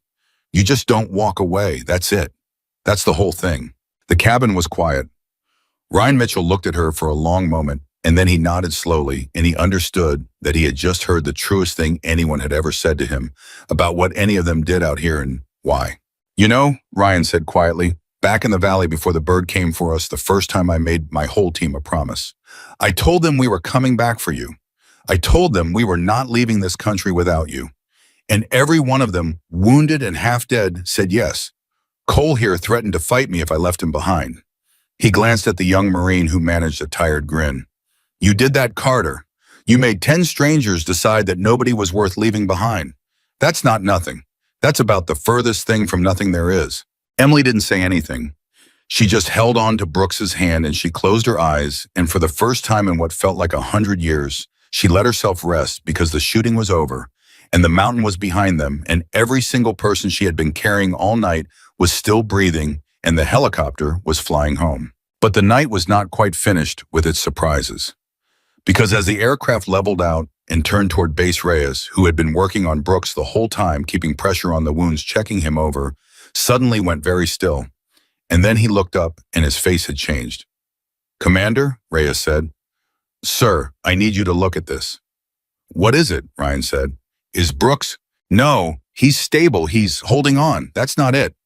Reyes had Brooks's gear laid open, was staring at something in the spotter's equipment, at a small ruggedized device he'd pulled from a pouch on the man's vest, and his voice had dropped to something careful and low.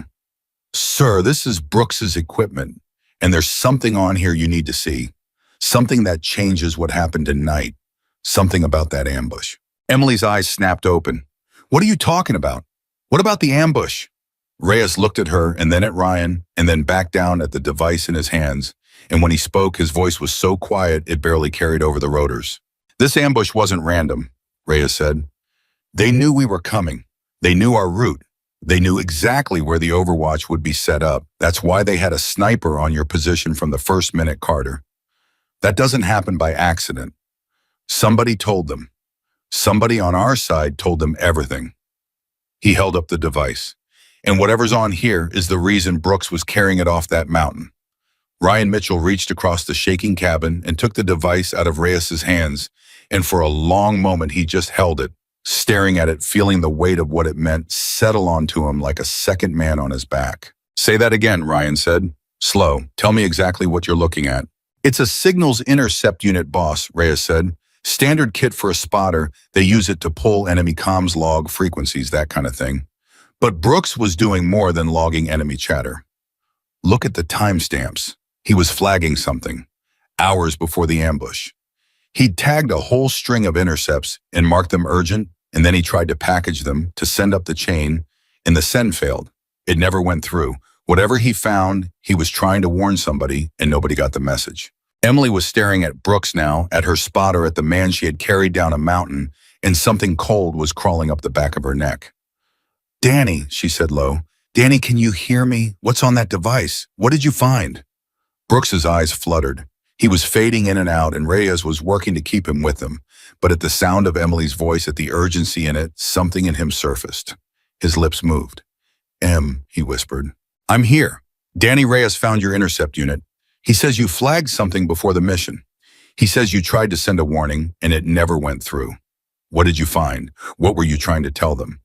Brooks's hand tightened on hers, and it took everything he had left to speak, and the words came out in broken pieces one at a time, but every one of them landed in that cabin like a stone dropped into still water. They knew, Brooks whispered. They knew our route before we ever stepped off. I picked up their comms the night before. They were talking about a SEAL element, talking about Overwatch on the high ground, talking about where the sniper team would set up. His breath rattled. Nobody knew that. Nobody outside the planning. The route was classified. The Overwatch position was classified. But they had all of it. Somebody gave it to them, Somebody on our side gave them everything. The cabin had gone completely silent, except for the roar of the rotors. Cole was staring at Brooks with his mouth open. Torres had turned around from the door gun, and Ryan Mitchell felt the whole night rearrange itself in his head, felt every terrible thing that had happened take on a new and sickening shape. That's why the sniper was already on your position in the first minute, Ryan said slowly, working it through out loud. That's why they knew to put a shooter on the Overwatch before the shooting even started. They weren't reacting to you, Carter. They were waiting for you. They knew exactly where you'd be. They knew where I'd be, Emily repeated, and her voice was hollow. They put a man on me before I fired a single shot. Danny got hit in the first minute because they knew he'd be there. And they let the SEAL team walk all the way into the valley, Ryan said, because they knew our route and they knew our timing, and they had the whole thing set up before we ever crossed the line of departure. That wasn't an ambush we stumbled into. That was an execution somebody scheduled. He looked down at the device in his hand, and his jaws tightened.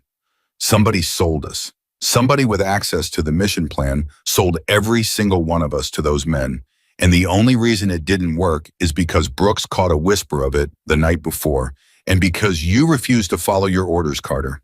If you'd done what you were told, if you'd stayed hidden and watched us die, this would have been a clean kill. Nobody would ever have known it was betrayed. We'd all just be dead men in a valley, and whoever did this would have gotten away with it clean. Danny tried to warn them, Emily said, and there was anguish in it now because she was understanding something terrible. He tried to send it up the chain and it failed. Ryan, what if it didn't fail? What if somebody stopped it? What if the same person who sold us made sure the warning never got through? Nobody answered her because there was no answer. Only the awful weight of the possibility, and the four of them sat in the shaking cabin and stared at each other as the full shape of it came clear. This was not over. This was not a story about surviving a bad night. Somebody had wanted them dead, somebody with a uniform and a clearance and a seat at the table where the mission was planned, and that somebody was still out there, still had access, still did not know that Daniel Brooks had walked off that mountain alive with the proof in his vest. Reyes, Ryan said, that device, who else knows Brooks was carrying it? Nobody, boss. I just found it. It's been in his gear the whole time. As far as anybody up the chain knows, Brooks is just a wounded spotter we pulled off a mountain.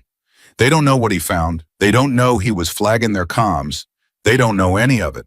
Then it stays that way, Ryan said, and his voice had dropped into something hard and quiet and dangerous.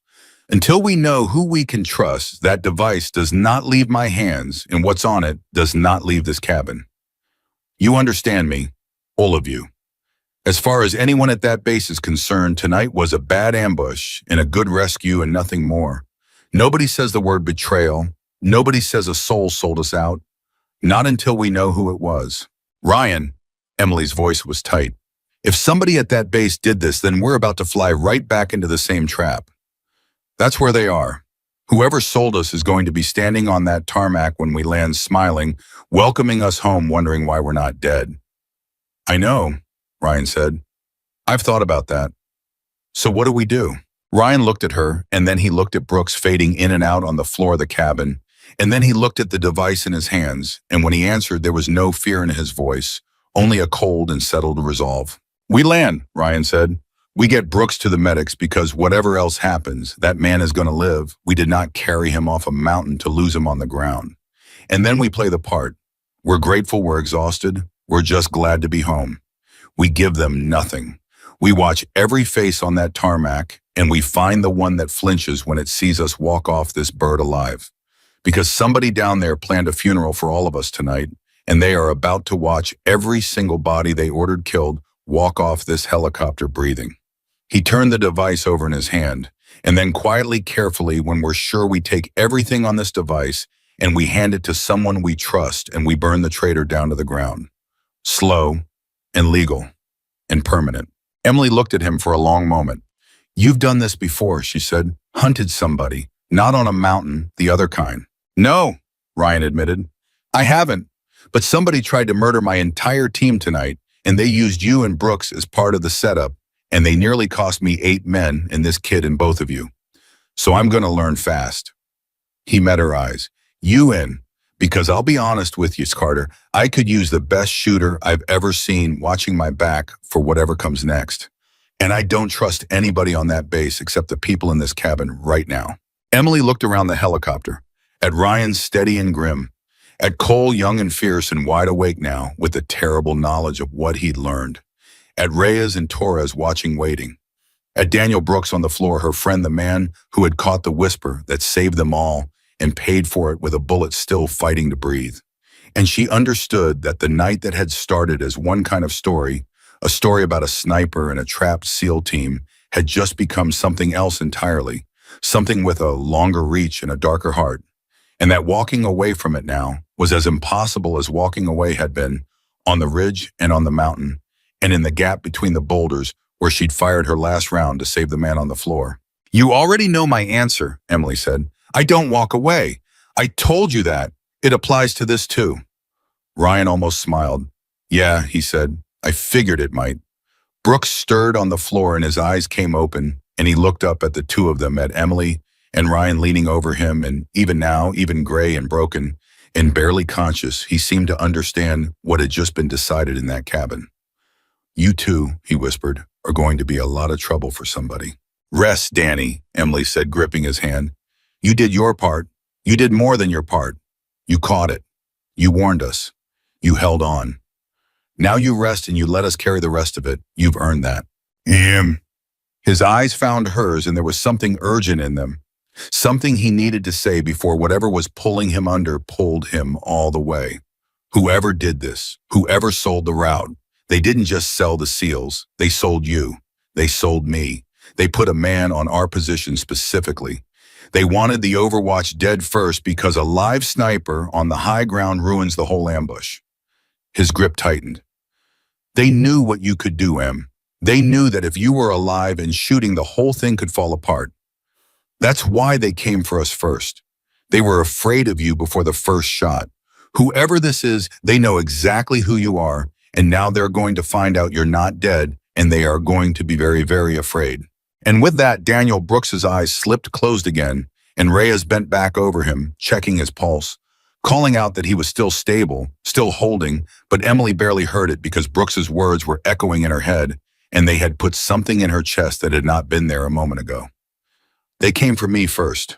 They were afraid of me before the first shot." She looked out the open door of the helicopter at the lights of the base coming up out of the darkness ahead, the base where somebody was waiting who had ordered her death hours ago and did not yet know she was still alive, and the exhaustion that had been dragging her towards sleep burned away and left something cold and clear and awake in its place. "Ryan," she said, not taking her eyes off the approaching lights, "when we land, that person you were talking about, the one whose face flinches when they see us walk off alive." She finally looked at him. "I want to be the one who sees it. I want to be looking at them when they realize we made it. Because Danny's right. They were afraid of me before they ever put a man on my position, and I want them to understand the second we step off this bird that they had every reason to be." "You'll be standing right next to me," Ryan said. "Both of us. We walk off together. We let every face on that tarmac see the two people who were supposed to die first walk off this helicopter, side by side, breathing, and we watch what happens." He looked down at the device in his hand one last time, then zipped it deep into an interior pocket of his vest out of sight close to his chest. "And then we start hunting the real enemy, the one who was never on that mountain at all." The helicopter dropped toward the lights of the base, and inside the cabin, 10 people who should have been dead sat close together in the dark, bound now by more than a rescue, bound by a secret and a betrayal and a shared and silent promise. Down below on the tarmac, figures were gathering: medics with stretchers, officers with clipboards, a small crowd assembling to receive the survivors of a mission that had gone catastrophically wrong.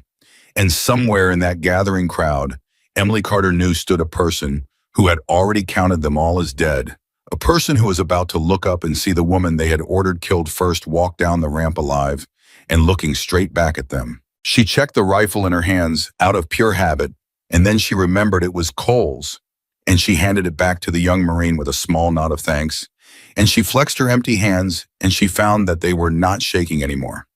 All night they had trembled from the cold and the fear and the sheer exhaustion of it, and now flying toward the person who had tried to have her murdered, they were perfectly still. Her father's voice came to her one more time, quiet and certain the way it always did in the moments that mattered most. Being good at something dangerous means nothing unless you know what it's for. I know what it's for, Emily said softly to no one, to her father, to herself. I've always known. I just didn't know how far it went. The wheels touched down. The ramp came open. The night air rushed in. And Emily Carter and Ryan Mitchell stood up together side by side and walked out of the helicopter and down the ramp into the light, into the waiting crowd, into the beginning of a hunt that neither of them yet fully understood. Two soldiers who had refused to leave anyone behind on the mountain, now carrying the one secret that could bring down the person who had tried to bury them all. And as Emily's boots touched the tarmac, as she scanned the gathered faces one by one, searching for the flinch, searching for the flicker of shock in the eyes of someone who had believed her dead, she felt the whole weight of the night settle onto her shoulders and strangely make her stronger for carrying it. 8 SEALs alive, Cole alive, Brooks alive on a stretcher being rushed toward the medics who would save his life. Every person she had been responsible for that night breathing. She had not left a single one of them behind. And now there was one more thing that would not be left behind. One more debt that would not go unpaid. Somewhere in front of her in the crowd was a face that belonged to a traitor. And Staff Sergeant Emily Carter, the sniper they had feared enough to kill first, the woman who did not walk away from anyone or anything, fixed her eyes on that crowd and began quietly, patiently, the way her father had taught her to look. She found the flinch 3 seconds after her boots hit the tarmac. Emily Carter had spent her whole life learning to see the thing that did not belong, the shape that was wrong, the movement that gave away what a person was trying to hide.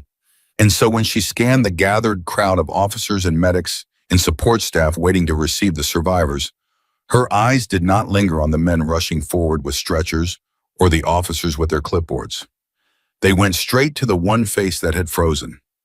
One man standing slightly apart from the others, a logistics officer she vaguely recognized, a major named Cordell, who handled mission planning and coordination. And when Cordell saw Emily Carter walk down that ramp alive, his face did something that no amount of training could fully hide. For half a second before he caught himself, before he pasted on the relieved and welcoming expression everyone else wore, Major Cordell looked at her like she was a ghost, like she was the dead come back to walk among the living, like the sight of her breathing was the worst thing that had happened to him all night. Ryan, Emily said very quietly, not moving her lips much, keeping her eyes forward. 10 o'clock. Major Logistics standing apart from the group. Don't look yet. Count to 5. Ryan Mitchell kept walking, kept his face easy and tired, counted, and then let his gaze drift naturally across the crowd, and when it passed over Cordell, he saw it too. The last traces of it, a man working too hard to look normal, a man whose relief did not reach his eyes. I see him, Ryan murmured. Cordell, he was in the planning cell. He had the route, he had the overwatch positions, he had all of it. That's our man. Maybe, Ryan said. Maybe, but we don't move on a flinch, Carter. A flinch isn't proof. Half these people thought we were all dead an hour ago. Seeing any of us alive is going to put a strange look on a lot of faces. We need what's on Brooks's device to match up to him specifically. We need it clean. We move too fast on a guess, and we tip him off and we lose him. And worse than that, if we're wrong, we destroy an innocent man. He kept his voice level, kept his stride even, playing the part of the exhausted survivor for anyone watching. So we smile, we shake hands, we let them get Brooks to the medics, and we give Cordell no reason in the world to think we know anything at all. It was the hardest thing Emily had done all night, and she had done a great many hard things that night. Walking past Major Cordell, taking the man's outstretched hand, when he offered it, hearing him say in a voice that had steadied itself back into something almost convincing, "Sergeant Carter, thank God we'd written you off. This is a miracle, an absolute miracle." And smiling back at him and saying, "Thank you, sir," and meaning to tear his whole world down to the foundations, all while shaking the hand that she was nearly certain had signed her death warrant. She held his eyes for exactly 1 second longer than she needed to. Just one. Just long enough to let a small, cold question form somewhere in the back of Cordell's mind, a question he could not quite name, a splinter of doubt about whether the miracle standing in front of him knew more than a miracle should. Then she let go and moved on and followed the stretcher carrying Daniel Brooks toward the medical bay. "You held that together well," Ryan said, falling into step beside her. "I've been holding things together all night," Emily said. "One more hour won't kill me." She glanced back once, just once at Cordell, who was watching the stretcher, watching Brooks, and she saw the new tension in the man's posture, and she understood it instantly. Ryan, he's looking at Brooks. He's realized Brooks is alive. So if Brooks caught their comms, if Brooks is the reason the warning almost got out, then Cordell has to be wondering right now how much Brooks knows, and whether Brooks talked, and whether a dying spotter on a stretcher is a loose end he can afford to leave breathing. Emily's voice dropped hard and urgent. "He tried to have us all killed to keep this quiet. A man who does that doesn't stop being dangerous when the ambush fails. He gets more dangerous. Danny is not safe in that medical bay. Not while Cordell is walking around free and wondering what he knows." Ryan understood immediately, and he did not waste time. "Reyes," he said into his radio low, "change of plan. You do not leave Brooks. You stay on him in the medical bay. You do not let him out of your sight, and you do not let anyone near him that you don't personally know and trust. Anybody tries to adjust his meds, change his lines, move him, anything, you stop them, and you call me. I don't care if they're wearing a white coat and a full colonel's rank. Nobody touches Brooks without you watching." "Copy." "Copy, boss," Reyes came back. "What's going on?" "I'll explain later. Just guard that man with your life. He is the most important person on this base right now, and there is at least one person here who would be a lot more comfortable if he stopped breathing. Do not let that happen." Emily let out a breath. "Thank you." "He caught the warning that saved all of us," Ryan said. "He's not dying on my base because I moved too slow. Now come on, we've got a device to look at, and we need somewhere private to do it, and we need someone we can trust to bring it to, and I have exactly one name in mind." The someone Ryan had in mind was a woman named Colonel Sarah Whitfield, and she was not at the base. She was 200 miles away at a regional headquarters, and she was the one person in the entire chain of command that Ryan Mitchell would have trusted with his life without a second thought, because she had already saved it once years ago in a different country in a different war. But reaching her meant getting to a secure line, and getting to a secure line meant moving through the base, and moving through the base meant that at some point Major Cordell was going to notice that the two people who should be collapsing into medical beds and after action interviews were instead moving with quiet purpose toward the communications center, and he was going to start asking himself why. They made it 20 minutes before Cordell moved. Emily felt it before she saw it, the way she had felt things all night, a wrongness in the air, a shape that did not belong. She and Ryan had found an empty planning room off the communications corridor, and Ryan had the device out, and they were scrolling through the intercepts. Brooks had flagged the timestamps, the frequencies, the terrible clear proof that the enemy had known everything hours in advance. When Emily's eyes flicked up to the small window in the door, and she saw a shadow pass and pause and pass again. "Ryan," she said without moving, "we've got company. Somebody just walked past that door twice." Ryan slid the device into his vest and stood easy casual, a man with nothing to hide. And he opened the door, and Major Cordell was standing there in the corridor, and the two men looked at each other, and everything that was not being said filled the space between them like water filling a sinking room. "Commander Mitchell," Cordell said, "you should be in medical. Both of you. You've been through hell tonight. There's no need for either of you to be up and about. Let me walk you back." "Appreciate it, Major," Ryan said, and his voice was perfectly friendly, perfectly easy. "But we're all right. Just needed a minute somewhere quiet. It's a lot coming back from something like that, you understand?" "Of course." Cordell's eyes moved past Ryan into the room to Emily and then briefly down to the front of Ryan's vest to the exact spot where the device was hidden. And Emily watched him do it, and she knew. And Cordell saw her watching him do it. And in that instant, a silent understanding passed between all three people in that corridor that could never be taken back. "What have you got there, Commander?" Cordell said, and his voice had changed, gone quieter, gone careful. "Something from the mission, something you recovered." "Just my own gear, Major."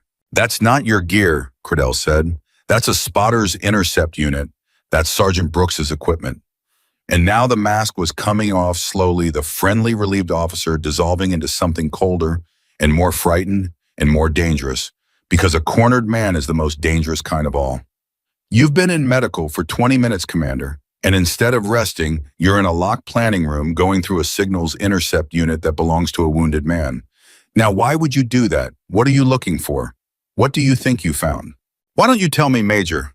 Ryan said, and he stopped pretending to because there was no point anymore. The thing was out in the open now, standing in the corridor between them, and it could not be put away. "Why don't you tell me what a man would find on a spotter's intercept unit that would make him so nervous? Why don't you tell me why you flinched when Carter walked off that helicopter? Why don't you tell me why you're standing here right now instead of doing your job, worried about a device you shouldn't even know Brooks was carrying?" The corridor went very still. "You have no idea what you're doing," Cordell said quietly. "You have no idea what you're standing in the middle of. You think this is simple. You think there's a good guy and a bad guy, and you've caught the bad guy. You don't understand anything." His hand had drifted toward his side, slow, casual, the way a man reaches for something he doesn't want you to see him reaching for. "Give me the device, Commander. Give it to me now, and this ends quietly, and everybody gets to go home. You, your team, the girl, all of you. You survived tonight. Don't throw it away over something you don't understand." "The girl," Emily said from inside the room, and she had risen from her chair, and there was something in her voice that made Cordell's eyes snap to her. "You keep saying the girl. You put a sniper on my position before the first shot, Major. You knew exactly where I'd be, and you sent a man to kill me first before the ambush even started, because you knew a live shooter on that ridge could ruin the whole thing. You were afraid of me before you ever met me." She took a step toward the door, toward him, and she was not armed. She had handed Cole's rifle back on the helicopter. She had nothing in her hands at all, and somehow that made her more frightening, not less. "You wanted me dead first. You sat in a planning room and you decided that Staff Sergeant Emily Carter was the most dangerous person in that valley, and you arranged to have her killed before anyone else. Well, here I am, Major, alive, standing in front of you. You were right to be afraid. You just did something about it a few hours too early." Cordell's hand closed on the grip of the pistol at his side. He never got it clear of the holster, because Cole was behind him, the young Marine who had followed them quietly through the base without a word, who had positioned himself at the far end of the corridor and waited and watched exactly the way Emily had taught the whole team to do, without even realizing she was teaching them. Stepped up behind Major Cordell and put the muzzle of his rifle against the back of the man's neck, and said in a voice that did not shake at all, "Take your hand off it, sir, slow. You put a gun to the back of my head tonight through that commander of yours. I'd think real hard before you put another one anywhere." Cordell froze. "Cole," Ryan said, "easy." "I'm easy, boss," Cole said, and he was. His hands were perfectly steady. "I just want the Major to understand his situation. He tried to have all of us killed. He tried to have her killed first. And now he's standing in a hallway with his hand on a gun thinking about whether he can be faster than the people who walked off that mountain alive." He pressed the muzzle a fraction harder against Cordell's neck. "You can't, sir. Take your hand off the pistol." And Major Cordell slowly took his hand off the pistol. Ryan stepped forward and disarmed him, and Emily came out of the room, and the three of them stood around the traitor in the empty corridor. And for a moment, nobody spoke, because the enormity of it was still settling on all of them, the understanding that the man who had nearly killed them all had been here the whole time walking, the halls shaking their hands one of their own. "Why?" Emily said finally. "That's the only thing I want to know. That's the only thing that matters. Why? Why would you do this? These were your people. We were your people.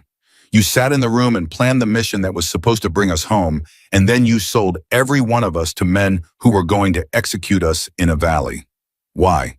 And Major Cordell, disarmed, caught, finished, looked at her, and something in his face broke.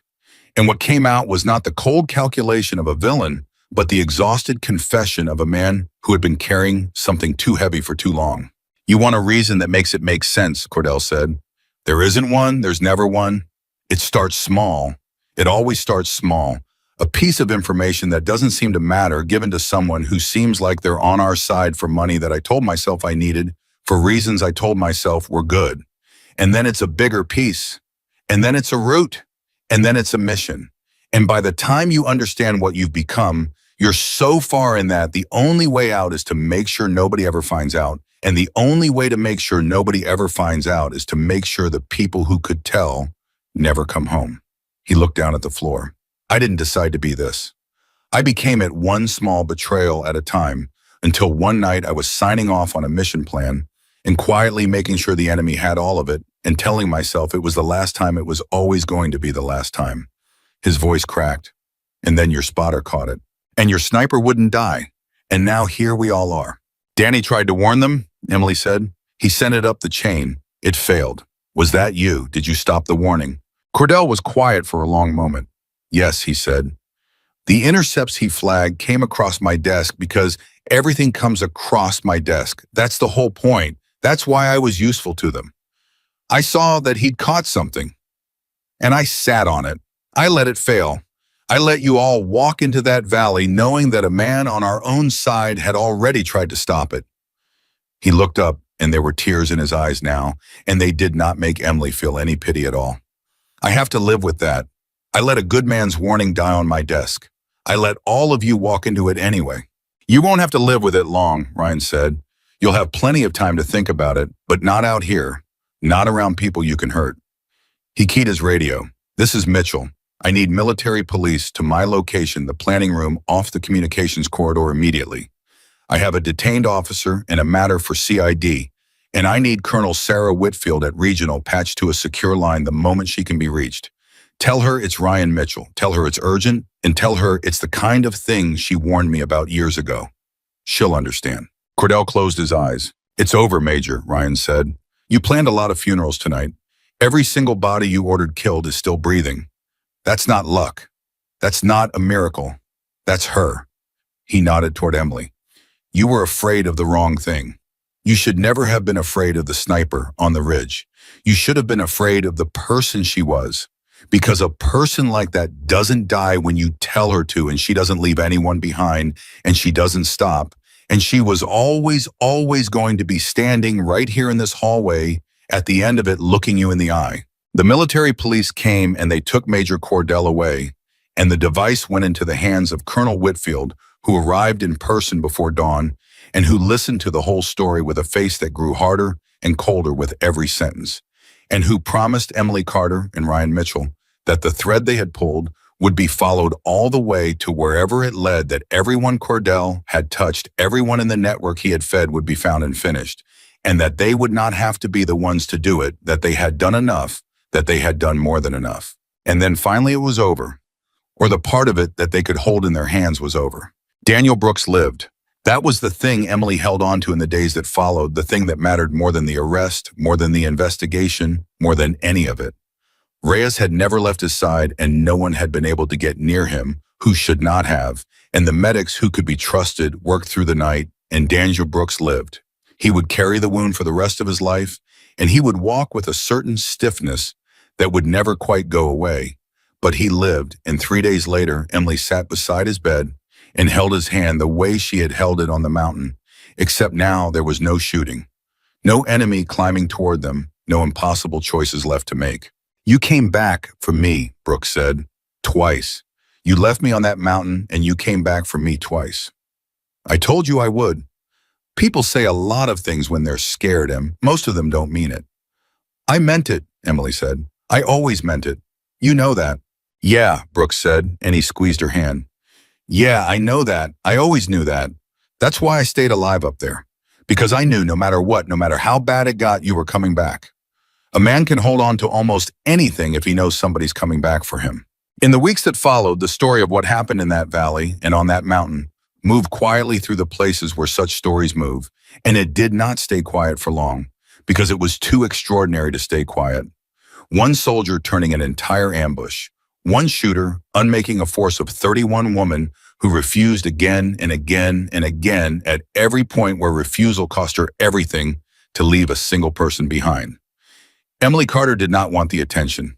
She said so plainly to anyone who would listen. She had not done it to be seen.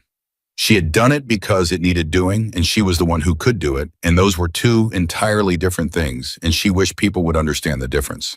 But there was one thing she agreed to, one thing she said yes to, and it surprised the people who thought they understood her.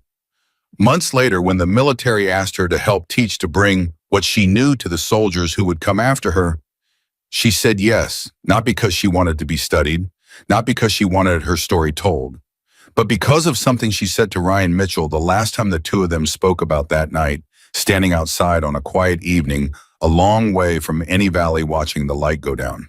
"They keep asking me how I made those shots," Emily said. "The command, the instructors, the young ones, they want to know about the wind and the distance and the rifle. They want the technical answer. They want the thing they can write down and practice." She shook her head. "And I keep trying to tell them that's not the part that matters. Anybody with enough years and enough patience can learn to make the shot. That's just work. That's just time. The shot was never the hard part." "So what was?" Ryan asked. "If it wasn't the shooting, what was the hard part?" Emily was quiet for a moment. "The decision," she said. "That's the whole thing. That's the only thing. The hard part wasn't pulling the trigger. The hard part was deciding to. Lying on that ridge with Danny bleeding beside me, and my orders telling me to stay hidden, and every reasonable instinct in my body telling me to save myself. The hard part was deciding that 8 men I'd never met were worth my life, and then an hour later deciding it again, when the bird came for me and I sent it away. And then again on the mountain, going back for Danny in the wrong direction, into the enemy. The shooting was easy, Ryan. The shooting was just the thing my hands did after the hard part was already done." She looked at him. "That's what I want to teach them. Not how to make the shot, how to make the decision. Because you can train a person to hit a target from a mile away in the dark, but you can't train them to decide that someone else's life is worth more than their own. That part, they have to already have inside them or they don't. And the ones who have it, the ones who will make that decision when everything is screaming at them not to, those are the ones who change everything. Those are the ones who bring people home." Ryan Mitchell thought about that for a long time, and in the years that followed, long after he had left the service, long after the war had become something he mostly kept in a locked room, in the back of his mind, he found that it was the thing about that night he returned to most often. Not the ambush, not the fear, not the impossible shots, or the betrayal or the arrest in the corridor, but a tired woman standing in the fading light explaining that courage was not a talent but a choice, and that the choice was the whole of it, and that she had made it not because she was fearless, but because there were people who needed her, and walking away had never not once been something she was willing to do. He carried it with him. So did Cole, who stayed in the service and became the kind of soldier that younger soldiers looked up to and who told the story of the night. A sniper he'd never met saved his life. To everyone who would listen, not the technical version, the true version, the one about the decision. So did Daniel Brooks, who healed and who never stopped being Emily Carter's friend, who was there at every important day of the rest of her life, who stood beside her because she had stood beside him on a mountain when the whole world was trying to kill them both. So did the SEAL team, all 8 of them, who had walked into a valley expecting to die and walked out of it alive because someone on a distant ridge had decided they were worth saving. They all carried it. And when people asked them in the years that came after whether they believed one person could really make a difference, whether one soldier with one rifle could really change the outcome, when everything seemed already lost, they did not answer with an opinion. They answered with a name, Emily Carter, because she had proven it. Not once, not with a single lucky shot, but over and over across the worst night of all their lives, at every moment where it would have been easier and safer and entirely forgivable to save herself and let others fall. She had lain quiet on a ridge while men who outnumbered her celebrated a victory they had not yet won, and she had waited and she had chosen. And then when the moment came, she had taken the shot. And the shot had changed everything. But the shot was never really the point. The choice to take it was. The decision made alone in the dark with everything to lose that nobody depending on her was going to be left behind. Not the strangers in the valley, not the friend on the mountain, not a single soul she had the power to save. Emily Carter was not the loudest person on that battlefield. She was not the largest force or the heaviest weapon. She was one woman lying quietly in the distance, waiting for the moment when one perfect decision could save everyone. And when that moment came, she did not hesitate, and she did not flinch, and she did not walk away. She took the shot, and every one of them came home.